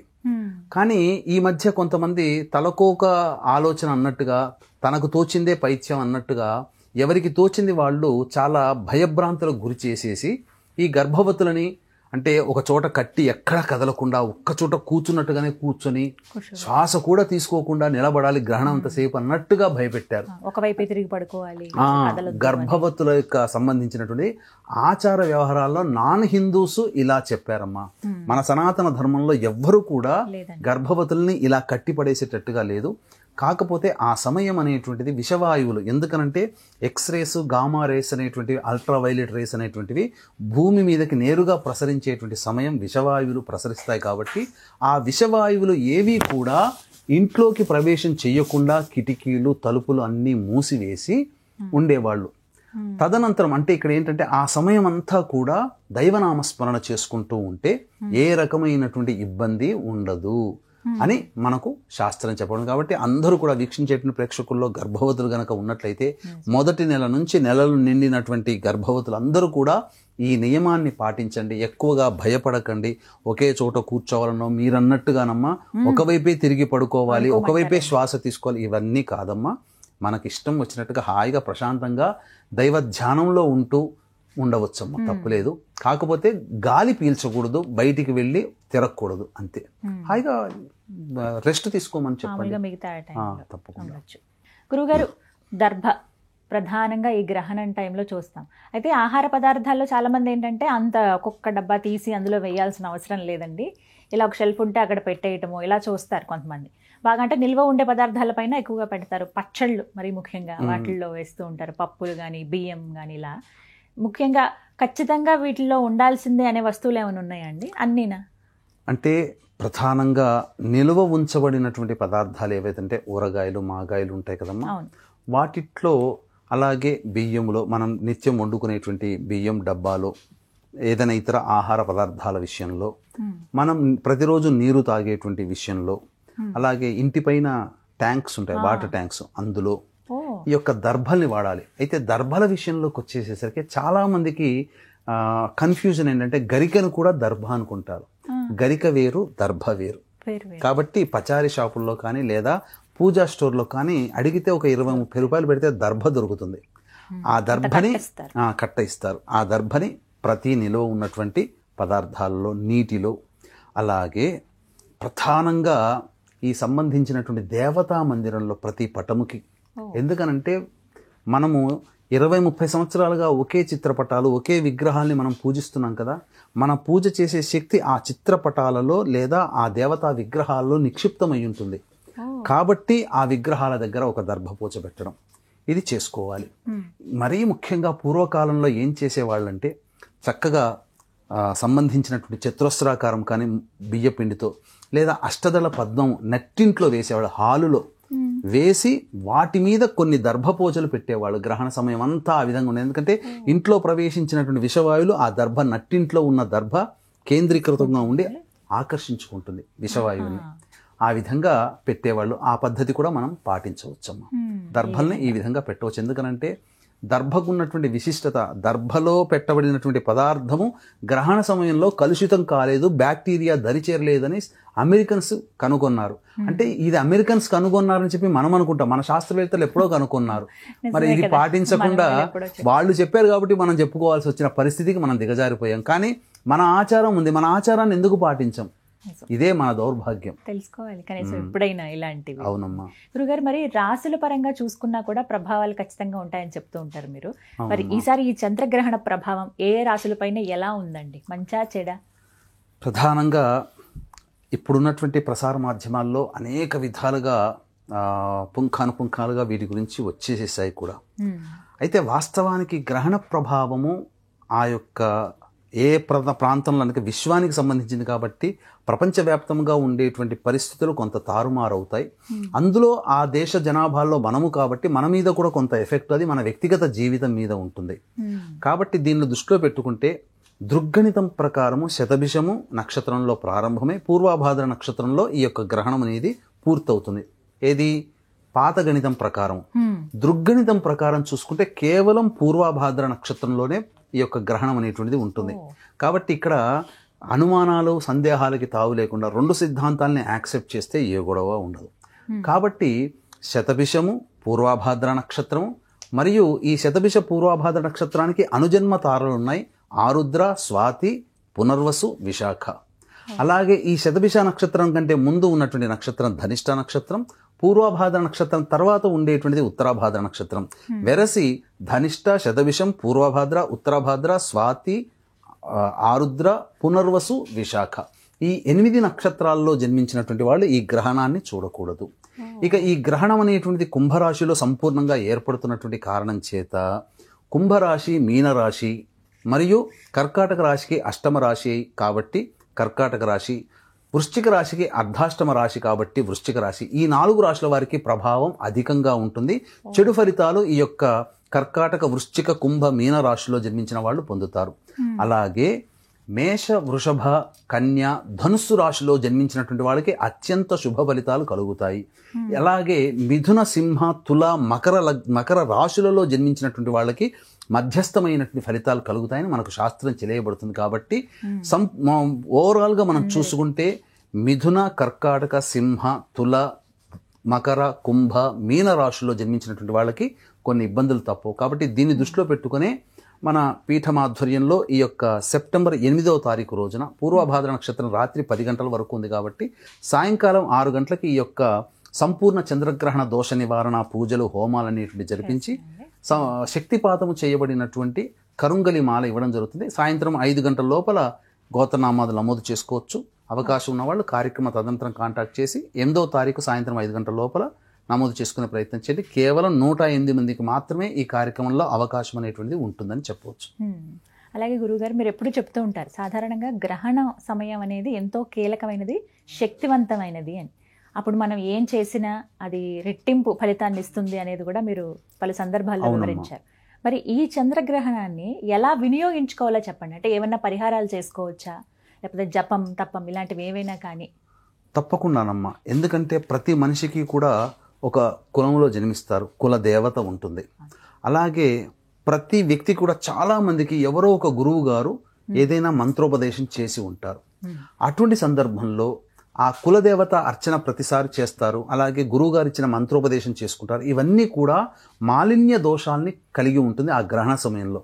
కాబట్టి అంతేకాకుండా ప్రధానంగా ఒక సహస్రనామం చదివాం, లలిత కానీ శివ కానీ ఏదైనా విష్ణు సహస్రనామం చదివామనుకోండి, 1000 సహస్రనామాలు చదివితే ఎంత పుణ్య ఫలితం వస్తుందో ఈ గ్రహణ సమయంలో ఒక్కసారి చదివితే అంత ఫలితం వస్తుంది. మీరు లెక్క పెట్టుకోండి, ప్రతిరోజు సహస్రనామం ఒకసారి చేస్తే 1000 సార్లు అంటే 1000 రోజులు పూర్తవ్వాలంటే ఎన్ని సంవత్సరాలు మీరు ధారపోయాలి? 3 సంవత్సరాలు ధారపోయాలి. అంటే 3 సంవత్సరాల్లో పూజ చేస్తే సహస్రనామం ప్రతిరోజు చేస్తే ఎంత పుణ్య ఫలితమో ఈ గ్రహణ సమయంలో ఒక్కసారి చదివితే అంత ఫలితం వస్తున్నప్పుడు గ్రహణ సమయం దాదాపు 3 గంటల 10 నిమిషాలు ఉన్నప్పుడు దీన్ని అందరూ కూడా వీక్షించేటువంటి ప్రేక్షకులు అందరూ కూడా దీన్ని సంపూర్ణంగా వినియోగించుకునే ప్రయత్నం చేయాలి. అందులో భాగంగా ప్రధానంగా గ్రహణానికి ఉన్నటువంటిది పట్టు విడుపు అనేటువంటిది ప్రధానం కాబట్టి 9 గంటల 57 నిమిషాలకి అన్నప్పుడు 9 గంటల 50 నిమిషాలకి లేదా 55 నిమిషాలకి బాత్రూమ్కి వెళ్ళి స్నానం అనేటువంటిది ప్రారంభం చేయాలి. పట్టు ఉన్నప్పుడు స్నానం ఆచరిస్తాం, బయటికి వస్తాం, రాగానే శుభ్రమైనటువంటి వస్త్రములు కట్టుకొని గురువు గారు ఇచ్చిన మంత్రోపదేశము కానీ, లేకపోతే ఇష్టదేవత లేదా కులదేవత ఆరాధన, లేదా ఇష్టమైనటువంటి దేవతా సహస్రనామ పారాయణము, కవచ పారాయణాలు, స్తోత్రాలు, ఇవన్నీ కూడా ఆ యొక్క 1:20 నిమిషాల వరకు చేసుకోవచ్చు. చేసుకున్న తదనంతరం 1:20 లేదా 23 నిమిషాలకి మళ్ళీ బాత్రూమ్కి వెళ్ళి విడుపు స్నానం అనేటువంటిది ఆచరించాలి.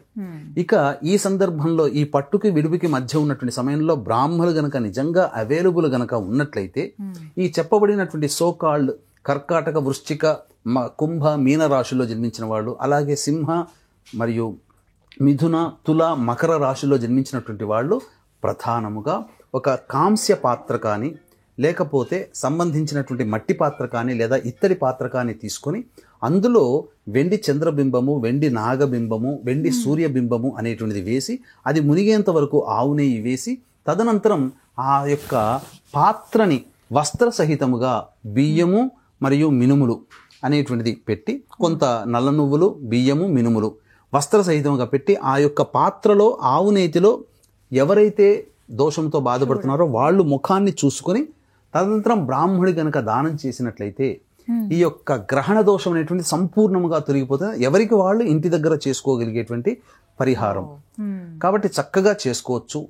ఇక విడుపు తదనంతరం మళ్ళీ ఇంట్లో అంతా కూడాను శుభ్రపరచుకోవాలి. ఏ సమయానికండి? ఇంకా ఉదయం లేచి 6ంటికి ఎలాగో లేస్తారు, 5-6 గంటలకు లేస్తారు కాబట్టి ఆ సమయం నుంచి ఇంకా స్నానాలు అవి చేసేసుకోవచ్చా? చేసుకోవచ్చమ్మా. ఈ యొక్క గ్రహణ వేద సూర్యోదయం వరకు కూడా ఉంటుంది కాబట్టి అవకాశం ఉంటే ఇక 1:30 తర్వాత మళ్ళీ స్నానం ఆచరించి మళ్ళీ నిద్రపోవాలని ఉండదు కదా, ఏదో ఒక పని. కాబట్టి దీనికి సంబంధించి పట్టు విడుపుకి ముందు, పట్టు కంటే ముందు ఒకసారి జాడి కట్టతో, చీపురు కట్టతో ఇల్లంతా శుభ్రపరచుకొని ఎటువంటిది లేకుండా ఉండి విడిచిన తదనంతరం స్నానం ఆచరిస్తాం కదా, తదనంతరం చక్కగా ఇంటినంతా కూడాను శుభ్రమైనటువంటి నీటిలో యాలకుల పొడి, పచ్చకర్పూరం పొడి, జాజికాయ, జాపత్రి, కుంకుమ పొడి, పసుపు, మాను పసుపు అని అంటారు, తర్వాత గోపంచకం, ఇవన్నీ కలిపి చక్కగా ఆ ఇంటినంతా బట్టతో, మాఫ్తో గనక శుభ్రంగా తుడిచిపెడితే ఇంట్లో ఉన్నటువంటి నెగిటివ్ ఎనర్జీ పూర్తిగా వెళ్ళిపోతుంది. ఇక దేవాలయంలో గనక మందిరంలో ఉన్నటువంటి చిత్రపటాలు, విగ్రహాలని, చిత్రపటాలు అన్నింటినీ కూడా తడిగుడ్డతో క్లీన్గా తుడిచేసేసి చక్కగా అలాగే విగ్రహాలని కుంకుడుకాయ రసంతో కానీ, లేదా చింతపండు రసంతో కానీ, లేదా నిమ్మపండు రసంతో కానీ విగ్రహాలని అంతా కూడా తుడిచి చక్కగా అంతా అయిపోయేసరికి 3-3:30 అవుతుంది బ్రహ్మ ముహూర్త కాలం.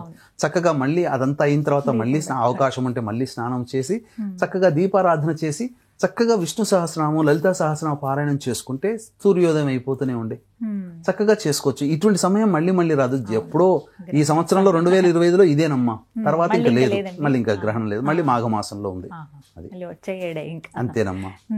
అందుకని ఇలా చేసుకుంటే చాలా మంచిది. ఇల్లంతా కూడా ముఖ్యంగా ఆ సంబంధించినటువంటి ప్రాతకాలంలోనే ఆ ఇల్లంతా కడుగుతారు కదా, మళ్ళీ ఇల్లంతా కూడా స్వచ్ఛమైనటువంటి సువాసనతో కూడుకున్నటువంటి ధూపం అనేటువంటిది ఇల్లంతా ఉండాలి. ఏదైతే విషవాయువులు ప్రవేశించాయో ఆ విషవాయువుల్ని మళ్ళీ తిరిగి ప్రాలద్రోలే శక్తి ఈ యొక్క ధూపానికి ఉంటుంది. కాబట్టి ధూపం అనేటువంటిది చక్కగా చేసుకుంటే మంచిది. ఇక గణపతి నవరాత్రులు చాలా వైభవంగా జరుగుతున్నాయి. అయితే చాలా మంది ఈసారి ఏం చెప్తున్నారంటే చంద్రగ్రహణం ఉంది కాబట్టి 9 రోజుల్లోనే మీరు నిమజ్జనానికి పంపించేయండి గణపతిని అని చెప్తున్నారండి. 11 రోజులు ఉంచొద్దా? అసలు ఎప్పుడు నిమజ్జనాలు చేయాలి? వాస్తవాలు కొన్ని మాట్లాడుకుందామమ్మా. వాస్తవాలు మాట్లాడుకునేటట్టయితే గణపతి నవరాత్రులు అనేది పదమే లేదు. ఉన్నవే 4 నవరాత్రులు: ఆషాఢ గుప్త నవరాత్రులు, శ్యామ నవరాత్రులు, వసంత నవరాత్రులు, దుర్గా నవరాత్రులు. ఇవి 4. గణపతి నవరాత్రులు ఎందుకు వచ్చిందనంటే మనకు పూర్వం స్వాతంత్ర్యం రాకముందు బ్రిటిష్ వాళ్ళు షూటెడ్ షాట్ ఆర్డర్ పెట్టారు. ఎక్కడ 3 మించి ఒక చోట కలిశారు అని అంటే వాళ్ళని చంపేయండి అని చెప్పి. మరి స్వాతంత్రంలో ఎలా చేయాలి, ఎలా పథకాలు రచించాలి, ఎలా ఎవరికి మనం చేసుకోవాలని చెప్పి మన స్వాతంత్ర ఉద్యమకారులందరూ కలిసి బాలగంగాధర్ తిలక్ ఏం చేశాడంటే, ఈ పూజా మందిరం పూజలోనంటే ఎవరు భక్తిగా అందరూ వస్తారు, గుమికూడతారు, ఆ నెపంతో మనం మాట్లాడుకొని ముచ్చట్లు చేసుకొని ఏదైనా మనం పని చేయవచ్చు అనే ఉద్దేశంతో గణపతి నవరాత్రులని ప్రారంభించాడు తప్ప మనకు వేదంలో కానీ శాస్త్రంలో కానీ గణపతి నవరాత్రులు అనే పదమే లేదు. ఇది సృష్టించబడినటువంటిది. కాబట్టి ముఖ్యంగా ఈ గణపతి వ్రతం అంతే. వరసిద్ధి వినాయక వ్రతం అన్నారు, వరలక్ష్మి వ్రతం అన్నారు, ఇష్టకామేశ్వరి వ్రతం అన్నారు, అలాగే వైభవలక్ష్మి వ్రతం అన్నారు, కాత్యాయని వ్రతం అన్నారు. వీటన్నిటికీ 9 రోజులు చేస్తున్నామా? ఒక్కరోజే చేస్తున్నాం. అలాగే ఇది కూడా వరసిద్ధి వినాయక వ్రతం ఇది. కాబట్టి ఒకరోజు పండుగనే కానీ మనకి అలా చేస్తూ వస్తుంది. పైగా ఇప్పుడు మంటపాల్లో పెట్టేటువంటి 100కి 95% ఈ యొక్క ప్లాస్టర్ ఆఫ్ ప్యారిస్ తో. దేవతాశక్తి ఎలా వస్తుంది ప్లాస్టర్ ఆఫ్ ప్యారిస్ లో? రాదు. అలాగే ముఖ్యంగా మనం ఏ దేవతా మందిరంలో చూసుకున్నా 3 జాముల ముందు అనేటువంటిది పనికిరాదు అని శాస్త్రం. కాబట్టి చంద్రగ్రహణానికి మధ్యాహ్నం 12:30 ఏ దేవాలయమైనా కానీ క్లోజ్ చేసేస్తారు కదండి. కాబట్టి ఆ 12:30 లోపల 7వ తారీఖు రోజున పూజాది కార్యక్రమాలు జరుగుతున్నాయి కదా, నిమజ్జనం చేయడానికి ఇంకా తప్పేంటి? కాబట్టి నిరభ్యంతరంగా చేసుకోవచ్చు, తప్పేమీ లేదమ్మా. అయితే అనంత పద్మనాభ చతుర్దశి కాబట్టి ముందు రోజు అదేమీ సంబంధించినటువంటి దేవతా ప్రతిష్ట, అసలుకి విగ్రహాలకు ఎక్కడా నిమజ్జనం లేదమ్మా. మనం చేస్తున్నాం అంతే.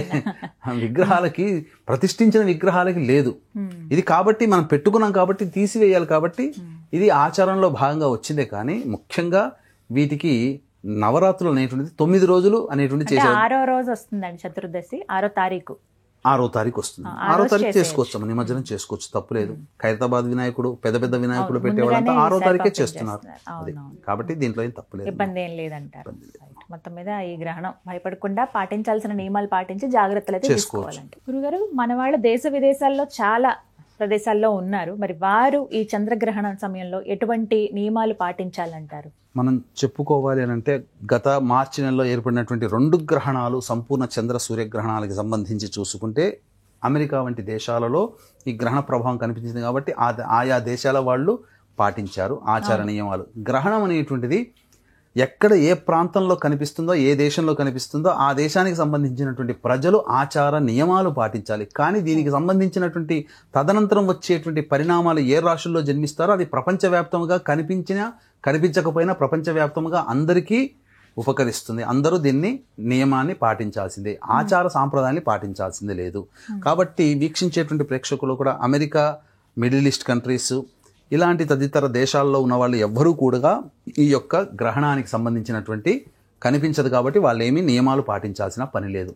కానీ రేపు 21 సెప్టెంబర్ రోజున వచ్చేటువంటి కేతుగ్రస్త సూర్యగ్రహణం ఏదైతే ఉందో అది న్యూజిలాండ్, ఆస్ట్రేలియా, అంటార్కిటికా ఖండము, ఫిజీ వంటి దేశాలలో ఈ యొక్క గ్రహణం ఏర్పడుతుంది. కాబట్టి ఆస్ట్రేలియా సంబంధించి న్యూజిలాండ్, ఫిజీ దేశాలలో, అంటార్కిటికా ఖండంలో ఉన్నటువంటి దేశాల్లో ఉన్న వాళ్ళు ఎవరైతే ఉంటారో వాళ్ళకి మాత్రం సూర్యగ్రహణ ప్రభావం ఉంటుంది. కాబట్టి వాళ్ళు ఆచార నియమాలు అప్పటి ప్రాంతాన్ని బట్టి, ఆ సమయాన్ని బట్టి చేసుకోవాలి. కాబట్టి సర్వత్రా ఈ 2 గ్రహణాలు ఒకే నెలలో భాద్రపద మాసం వస్తుంది. భాద్రపద మాసం అంటేనే మహాలయము, లయం చేసుకునేటువంటిది. కాబట్టి భవిష్యత్తులో సంబంధించి కొన్ని విపరీత పరిణామాలు కొంత మనం చవి చూడక తప్పదు అని చెప్పవచ్చమ్మా. చాలా జాగ్రత్తలు అయితే చెప్పారు, తీసుకోవాలమ్మా.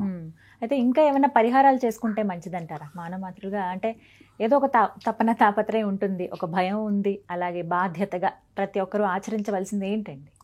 అంటే ఇంతకుముందు చెప్పుకున్నట్టుగా గ్రహణం అనేటువంటిది ఒకసారి సహస్రనామం చదివితే 1000 సార్లు సహస్రనామం చదివిన ఫలితం వస్తుంది. కాబట్టి మనము సాధారణంగా ఆ సమయాల్ని మనం వదులుకోకూడదమ్మా.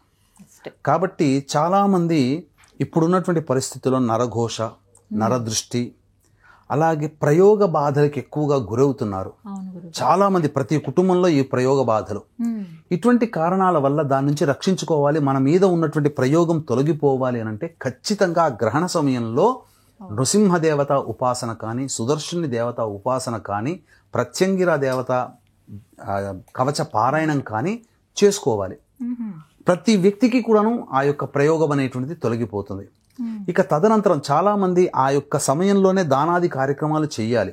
కానీ దానాది కార్యక్రమాలు చేయడానికి మధ్యరాత్రికి అందరికీ ఓపిక ఉండదు. కాబట్టి తెల్లవారే, ఎందుకనంటే గ్రహణం ఏర్పడుతున్నటువంటి నక్షత్రం పూర్వభాద్ర నక్షత్రము మరుసటి రోజు అనగా 8వ తారీఖు రాత్రి 10 గంటల వరకు కూడా ఉన్నటువంటి సందర్భంలో ఆ యొక్క గ్రహణ నక్షత్రం అప్పటి వరకు ఉంటుంది. కాబట్టి 8వ తారీఖు రోజున ఉదయాన్నే లేవగానే కాలకృత్యాదులు తీర్చుకొని చక్కటి మట్టి పాత్ర కానీ, కాంస్య పాత్ర కానీ, ఇత్తడి పాత్ర కానీ, ఒక చిన్న ప్లేట్ లాంటిది బౌల్ లాగా ఉంటే సరిపోతుంది, తీసుకొని అందులో వెండి చంద్రబింబము, వెండి సూర్యబింబము మరియు ఈ వెండి సంబంధించినటువంటి సర్పబింబము ఇవి వేసి అది మునిగిపోయేంత వరకు ఆవు నెయ్యి వేసి, అలాగే శక్తి గనక ఉంటే బియ్యము కిలోంబావు, మినుములు కిలోంబావు, నల్ల నువ్వులు కొన్ని, తరువాత ఒక శ్వేత వస్త్రము, ఇవన్నీ ఒక చాటలో పెట్టి దానిపైన ఇస్తరాకు వేసి, ఆ విస్తరాకు పైన ఈ చెప్పబడినటువంటి బింబాలతో ఆవు నెయ్యితో నిండిన పాత్రను పెట్టి సంకల్పం బ్రాహ్మణి ద్వారా చెప్పించుకొని,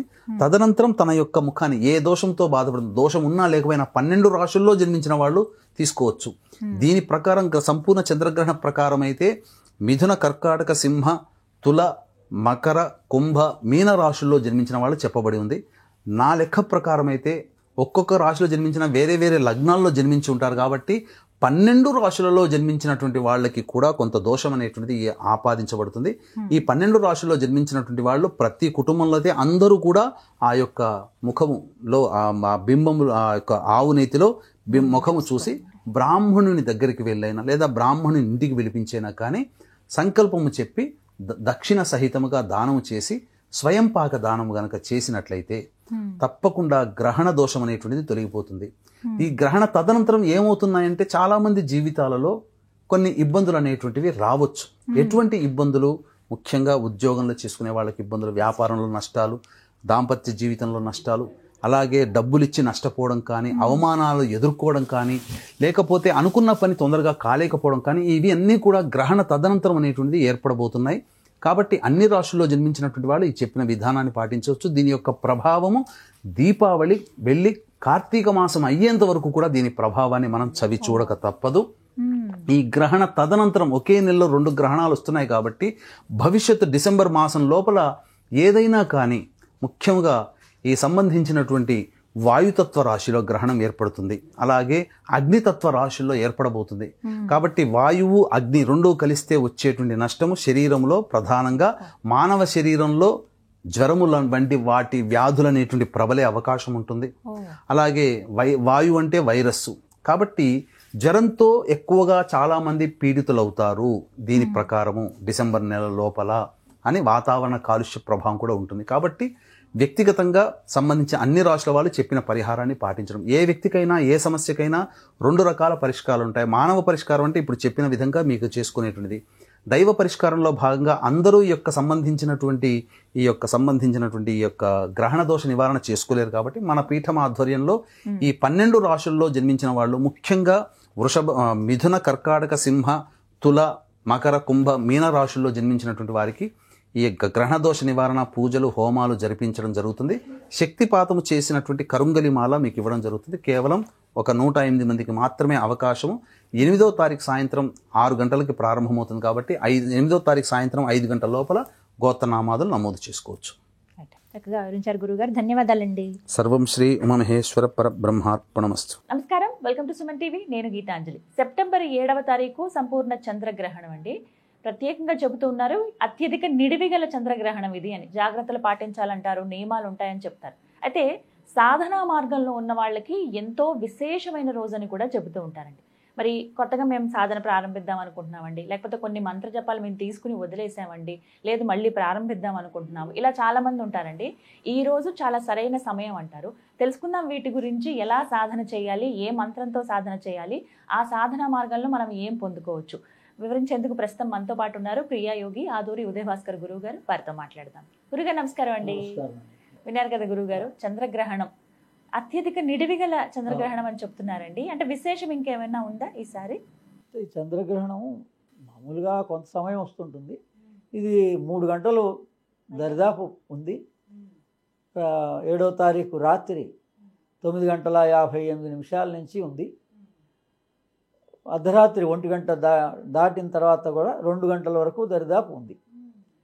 అందుకని ఏ గ్రహణానికైనా మన పట్టు విడుపు అని ఉంటుంది. అంటే మొదట మనం స్నానం చేసి ఆ జపంలో కనుక కూర్చున్నట్లయితే ఇంకా రాత్రి కాబట్టి నిద్రపోయిన తర్వాత తెల్లారి లేచిన తర్వాత అయినా తెల్లారగట్టైనా లేచి స్నానం చేసుకోవచ్చు. వెంటనే చేయాలి అయిపోయినని మనం వీలున్న కూడా చేయొచ్చు, లేకపోయినా పర్వాలేదు. కానీ ముందు మాత్రం స్నానం చేసి కూర్చుంటే మరి చాలా మంచిది. అంటే 6 నెలలకు ఒకసారి గ్రహణాలు వస్తుంటాయి. సూర్యగ్రహణము, చంద్రగ్రహణము. ఈ చంద్రగ్రహణం రాహుగ్రస్త చంద్రగ్రహణం, కేతుగ్రస్త సూర్యగ్రహణం అని అలా ఇవేంటంటే మనకి మన దేహంలో మూలాధారం కింద రాహువు, పైన శిరోభాగం పైన కేతువు. అంటే ఒక మనిషిని పైకి లాగడం, కిందికి లాగడం మనం సామాన్యంగా అంటూ ఉంటాం కదా. అటువంటి ప్రాబ్లమ్స్ మరి ఆయా గ్రహాల వల్ల సూచన అన్నమాట. వాటివే చేస్తున్నాయని కాదు. ఇలా ఏంటంటే మామూలుగా ఏవైతే వాళ్ళు జ్యోతిష్య ప్రకారంగా చెప్తారో ఆయా గ్రహస్థితి కూడా ఇవన్నీ కరెక్టే. కానీ మనం యోగ మార్గంలో ఏంటంటే మనం గురుముఖత ఓ మంత్రాన్ని తీసుకొని మనం సాధన కనుక చేసినట్లయితే మనకు 6 నెలలకు కావలసినటువంటి ఎనర్జీ, ఆధ్యాత్మికమైన పురోభివృద్ధి మనకు అందుతుంది. అంటే ఈ ఒక్క రోజు చేసినంత మాత్రం చేతనే మనకు ఆ కంటిన్యూటీ వస్తుంది. మనం ఏం సాధన చేస్తున్నామో ఆ సాధన వదలకుండా చేయగలుగుతాం. అలా 6 నెలలు చేస్తే నేను 2000 సంవత్సరంలో మా గురువుగారి దగ్గర ఈ రకంగానే ఒక 3 గంటల పాటు గ్రహణం వచ్చింది. సాయంత్రం 6 గంటల నుంచి రాత్రి 9 గంటల వరకు ఆయన దగ్గర ఆ ఒక్క గ్రహణం దగ్గర తీసుకున్న మంత్ర సాధన వల్ల నాకు 6 నెలల్లో సోల్ ఎన్లైట్మెంట్ కలిగింది. 6 నెలల్లోనే. అంటే అప్పుడు ఆ సంవత్సరం 2000 సంవత్సరంలో 2వ గ్రహణం కూడా వచ్చింది 6 నెలలకి. అంటే 2 గ్రహణాల మధ్య కనుక మనం ఏ ఒడిదుడుకులు లేకుండా, ఏ అత్యాశ కోరికలు లేకుండా మన జీవనాన్ని కొనసాగిస్తూ సాధన ప్రధానంగా యోగము ధ్యానము నేను సెల్ఫ్ ఇంట్రెస్ట్ రియల్గా ఉంటే గనక వాళ్ళకి ఏదో రకమైనటువంటి ఆత్మానుభూతి కలిగి తీరుతుంది. అది భగవంతుడి ప్రాప్తి. ఆత్మ తనిష్టం. అది ఎలా ఒకళ్ళకి రంగుగా కనిపిస్తుంది, ఒకళ్ళకి వెలుగుగా కనిపిస్తుంది, ఒకళ్ళకి ఆనందంగా వాళ్ళకి ఇష్టమైన దేవతా స్వరూపంగా కనిపిస్తుంది. అది ఎవరి అనుభూతి వాళ్ళది. మరి ఈ రోజున ఏ విధంగా చేయాలండి? ఇప్పుడు 9 దగ్గర 10 గంటలకు ప్రారంభం అవుతుంది 3 గంటలు ఉంది. అంటే మొట్టమొదటి ఏంటంటే ఒక గ్రహణం వచ్చినప్పుడు మనం ఇది సామాన్యంగా ఏంటి చంద్రుడికి గ్రహణం సంభవించింది అన్నాం. అందుకని ఆ రాహు జపాన్ని కూడా ఒక 108 సార్లు పంచాంగంలో ఈ రాహు మంత్రం ఏది ఉందో ఆ రాహుకు సంబంధించినటువంటిది 108 సార్లు చేయాలి. గాయత్రి చేయాలి. గాయత్రిలో అందరూ ఈ గాయత్రి మంత్రం తత్సవితుర్వరేణ్యం అనేది వాళ్ళకి మరి ఇలా ఆడవాళ్ళు కానీ మగవాళ్ళు కొంత చేయకూడదనే అనుమానం ఉంటుంది. కాబట్టి సర్వచైతన్య రూపాం తాం ఆజ్యాం విద్యాంచ ధీమహి బుద్ధియాన ప్రచోదయాత్ అని సర్వగాయత్రి ఉంది. దేవీ భాగవతంలో ఇచ్చారు వ్యాసుల వారే. తర్వాత అరవిందో ఇచ్చారు గాయత్రి మంత్రాన్ని. తత్సవితుర్వరన్ రూపం జ్యోతిపరస్య ధీమహి ఎన్న సచ్చేన దీపయేత్.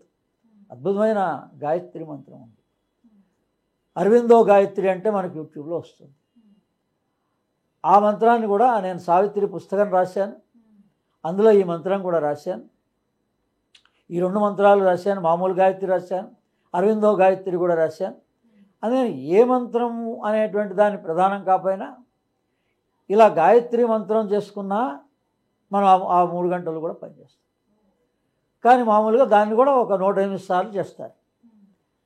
108 సార్లు గాయత్రి మంత్రం ఏ గ్రహం పట్టుకుందో ఆ గ్రహానికి సంబంధించిన మంత్రం నవగ్రహాల మామూలు పంచాంగంలో చూసి ఈ రాహుకు సంబంధించినటువంటి మంత్రాన్ని 108 సార్లు, గాయత్రి మంత్రాన్ని 108 సార్లు చేశాక గురు ఉపదేశ మంత్రం చెయ్యాలి. ఎవరికి గురు ఉపదేశం ఆల్రెడీ ఇంతకుముందు చేసిన వాళ్ళు ఉంటే వాళ్ళు ఆ గురు మంత్రాన్నే మళ్ళీ తిరిగి చేసుకోవచ్చు. లేకపోతే ఈ మామూలు యోగా ధ్యాన పద్ధతిలో ఉండేవాళ్ళు హంస గాయత్రి చేస్తారు. పరమహంసాయ విద్మే మహాహంసాయ ధీమహి తన్నో హంస ప్రచోదయాత్. హంస గాయత్రి. అందుకని ఈ ఉచ్ఛ్వాస నిశ్వాసాలని గమనిస్తూ, శ్వాసని గమనిస్తూ మనం శ్వాసతో అనుసంధానం చేస్తూ మంత్రాన్ని చేయాలి. అంటే ఒకసారి మంత్రాన్ని శ్వాసతో తీసుకొని మళ్ళీ ఒకసారి శ్వాసతో వదలడం. ఇది మామూలుగా మనం ప్రాక్టీస్ చేస్తూ చేస్తూ పూరక, కుంభక, రేచక ఎంతసేపు ఉంచవచ్చు అంటే 20 సెకండ్ల వరకు మీరు ప్రయత్నం చేయండి. 20 సెకండ్ల నుంచి 40 సెకండ్ల వరకు చేయొచ్చు. దానివల్ల ఏమవుతుంది అంటే టీటా వేవ్ మన లోపల ఉత్పన్నం అవుతుంది. మన సైన్స్లో పరిభాషలో ఈ టీటా వేవ్ ఉన్నదాన్నే సమాధి అన్నారు. మనం ఏదైతే యోగంలో ఏ ఫలితాన్ని పొందాలని ప్రయత్నం చేస్తున్నామో ధ్యాన సమాధి, ధ్యానం కాన్సన్ట్రేషన్ కుదరాలి, ధ్యానం కుదరాలని, ఆ ధ్యానం యొక్క ఫలితం సమాధి. అది మామూలు మనకి ఇలా ఈ ఓంకార సాధనలో మకార సాధన చేసిన 20 నిమిషాల నుంచి 40 నిమిషాలు, 20 సెకండ్ల నుంచి 40 సెకండ్ల వరకు టోటల్ ధ్యానం 40 నిమిషాలు చేస్తాం. అంటే ఇప్పుడు 3 గంటల వ్యవధి ఉంటే ఒక 40 మినిట్స్ అయ్యాక మనం బ్రేక్ తీసుకోవచ్చు. 40 మినిట్స్ తర్వాత లిక్విడ్ డైట్ ఏదైనా తీసుకొని బ్రేక్ తీసుకోవచ్చు. కదలకుండా ఉంటే మరి మంచిది. కానీ మనం అంత ప్రాక్టీస్ ప్రతివాడికి గంటల తరబడి లేని నొప్పులు మళ్ళా కొత్తగా వాళ్ళు చెప్పారని ఈరోజు మళ్ళీ దానివల్ల ఇబ్బందులు పడకూడదు. ఏ ఆధ్యాత్మిక సాధన వల్ల మనం ఇబ్బంది పడకూడదు. అందుకని 40 మినిట్స్ కాగానే బ్రేక్ తీసుకొని మన జాయింట్స్ అన్నీ ఫ్రీ చేసుకొని మళ్ళీ కూర్చొని మళ్ళీ జపాన్ని సేమ్ జపాన్ని కంటిన్యూషన్ చేయొచ్చు. ఈ రకంగా మంత్ర జపం చేసినట్లయితే అది శ్వాసతో అనుసంధానం అవుతుంది. 6 నెలల్లోనే ఎన్లైట్మెంట్ ఎలా కలిగింది? మరి వేరే వాళ్ళు మా గురువు గారి దగ్గరనే ఈ మంత్రాన్ని తీసుకునే వాళ్ళు చాలామంది ఉన్నారు. ఆ రోజున మనం ఒక్కడికే ఇవ్వలేదు, కానీ వాళ్ళు ఎవరికీ కలగనటువంటిది నేను ఆ రోజు నుంచి ఈ రోజు దాకా కూడా ఆ గురువు ఇచ్చిన సాధనని వదలలేదు. 25 సంవత్సరాలు గ్రేట్ అండి. ఆ గురు కృపతోటే 34 పుస్తకాలు రాశాం. ఆ విధంగా అనేక గురువులు.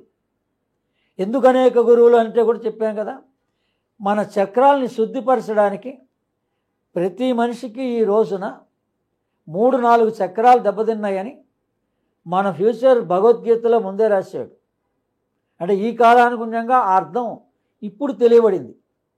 చాతుర్వర్ణం మయాతృష్ట అంటే మనం ఏదో వర్ణాలంటే కులాలు అనుకుంటున్నాం. యోగంలో మా గురువు ద్వారా అందిన విజ్ఞానం ఏంటంటే 4 చక్రాలు ఇబ్బందిలో ఉన్నాయి ప్రస్తుత కాలంలో. అంటే ఇప్పుడు 2000 ఇయర్ అనుకోండి. ఈ 2000 ఇయర్లో ఇప్పుడు యాజ్ ఇట్ ఈస్గా మనం అందరినీ పరిశీలిస్తే 3-4 చక్రాలు దెబ్బతిన్నాయి. అందులో ఆజ్ఞాచక్రం, హార్ట్ సెంటర్ కంపల్సరీ, సమ్వాట్ పూర్తి లేకపోయినా కొంతవరకు ఇబ్బందిలో ఉన్నాయి. ఆ తర్వాత కింది ఎవరెవరి కాంప్లికేషన్స్ని బట్టి మిగిలిన చక్రాలు ఇబ్బందులో ఉన్నాయి. అందుకని ఇటువంటి గ్రహణాలను కానీ ఈ 9 రోజుల ఉపాసన నవరాత్రి సాధనలు కానీ ఎందుకు చేయాలి అంటే మన చక్రాలని మనం క్లీన్ చేసుకోవడానికి, అంటే ఆ గ్లాండ్స్ క్లీన్ అవ్వడానికి. అంటే మనకి ఏ కాంప్లికేషన్ ఉందో మందులు మింగుతున్నాం, వస్తున్నాం నంబర్ ఆఫ్ టైమ్స్ హాస్పిటల్కి వెళ్తున్నాం. అటువంటి అవసరం ఇంకా పర్మనెంట్గా ఉండకూడదు అని అంటే మన దేహాన్ని మనమే పరిశుద్ధం చేసుకోవాలి. 6 నెలలకు ఒకసారి భగవంతుడు మనకి ఈ రకంగా ఒక సూర్యగ్రహణము, చంద్రగ్రహణము, అంటే అమ్మవారి అనుగ్రహాన్ని చంద్రగ్రహణం ద్వారా, అయ్యవారి అనుగ్రహాన్ని సూర్యగ్రహణం ద్వారా ఇస్తున్నాడు మనకి. నేచర్ ఇస్తోంది అది మనం వినియోగించుకోవాలి. చంద్రమా మనసో జాతః, మన మనస్సు మన హయ్యర్ లెవెల్కి వెళ్తుంది. ఈ రకమైన సాధనలు కనుక ఆ గ్రహణం రోజున మనం పట్టుదలతో, అంటే పట్టుదల విశ్వాసం మనకి పెరుగుతుంది. ప్రతి వాళ్ళకి కోరుకుంది మేము ధ్యానం చేయాలండి అని, ప్రతి వాళ్ళకి కోరుకుంది మంత్రజపం చేసుకోవాలని. కానీ వాళ్ళు మరి పరిపూర్ణం ఎందుకు అవ్వటం లేదు? మధ్యలోనే ఆపేస్తున్నారు. కానీ ఇటువంటి గ్రహణాన్ని ఉపయోగించుకొని చూడండి, మీరే వదలకుండా సాధన చేయగలుగుతారు 6 నెలల పాటు. 6 నెలలు ఎప్పుడైతే సాధన చేశారో మీకు కావాల్సిన రిజల్ట్స్ వస్తాయి. ఇది రాత్రిపూట చంద్రగ్రహణం కాబట్టి నైట్ అసలేంటి మన సాధన అంతా మనం ఏమనుకుంటున్నాం పగలు చేయాలని. పగలు చేసే సాధన కన్నా రాత్రి సాధన గొప్పది. అంటే మీ సాధన నిద్రలోకి వెళ్ళాలి. మీరు ఏ సాధన చేయండి, మీరు స్తోత్రం పారాయణ చేస్తున్నారు, అది రాత్రి పడుకోబోయేటప్పుడు మానసికంగా చేసుకుంటూ పడుకోండి.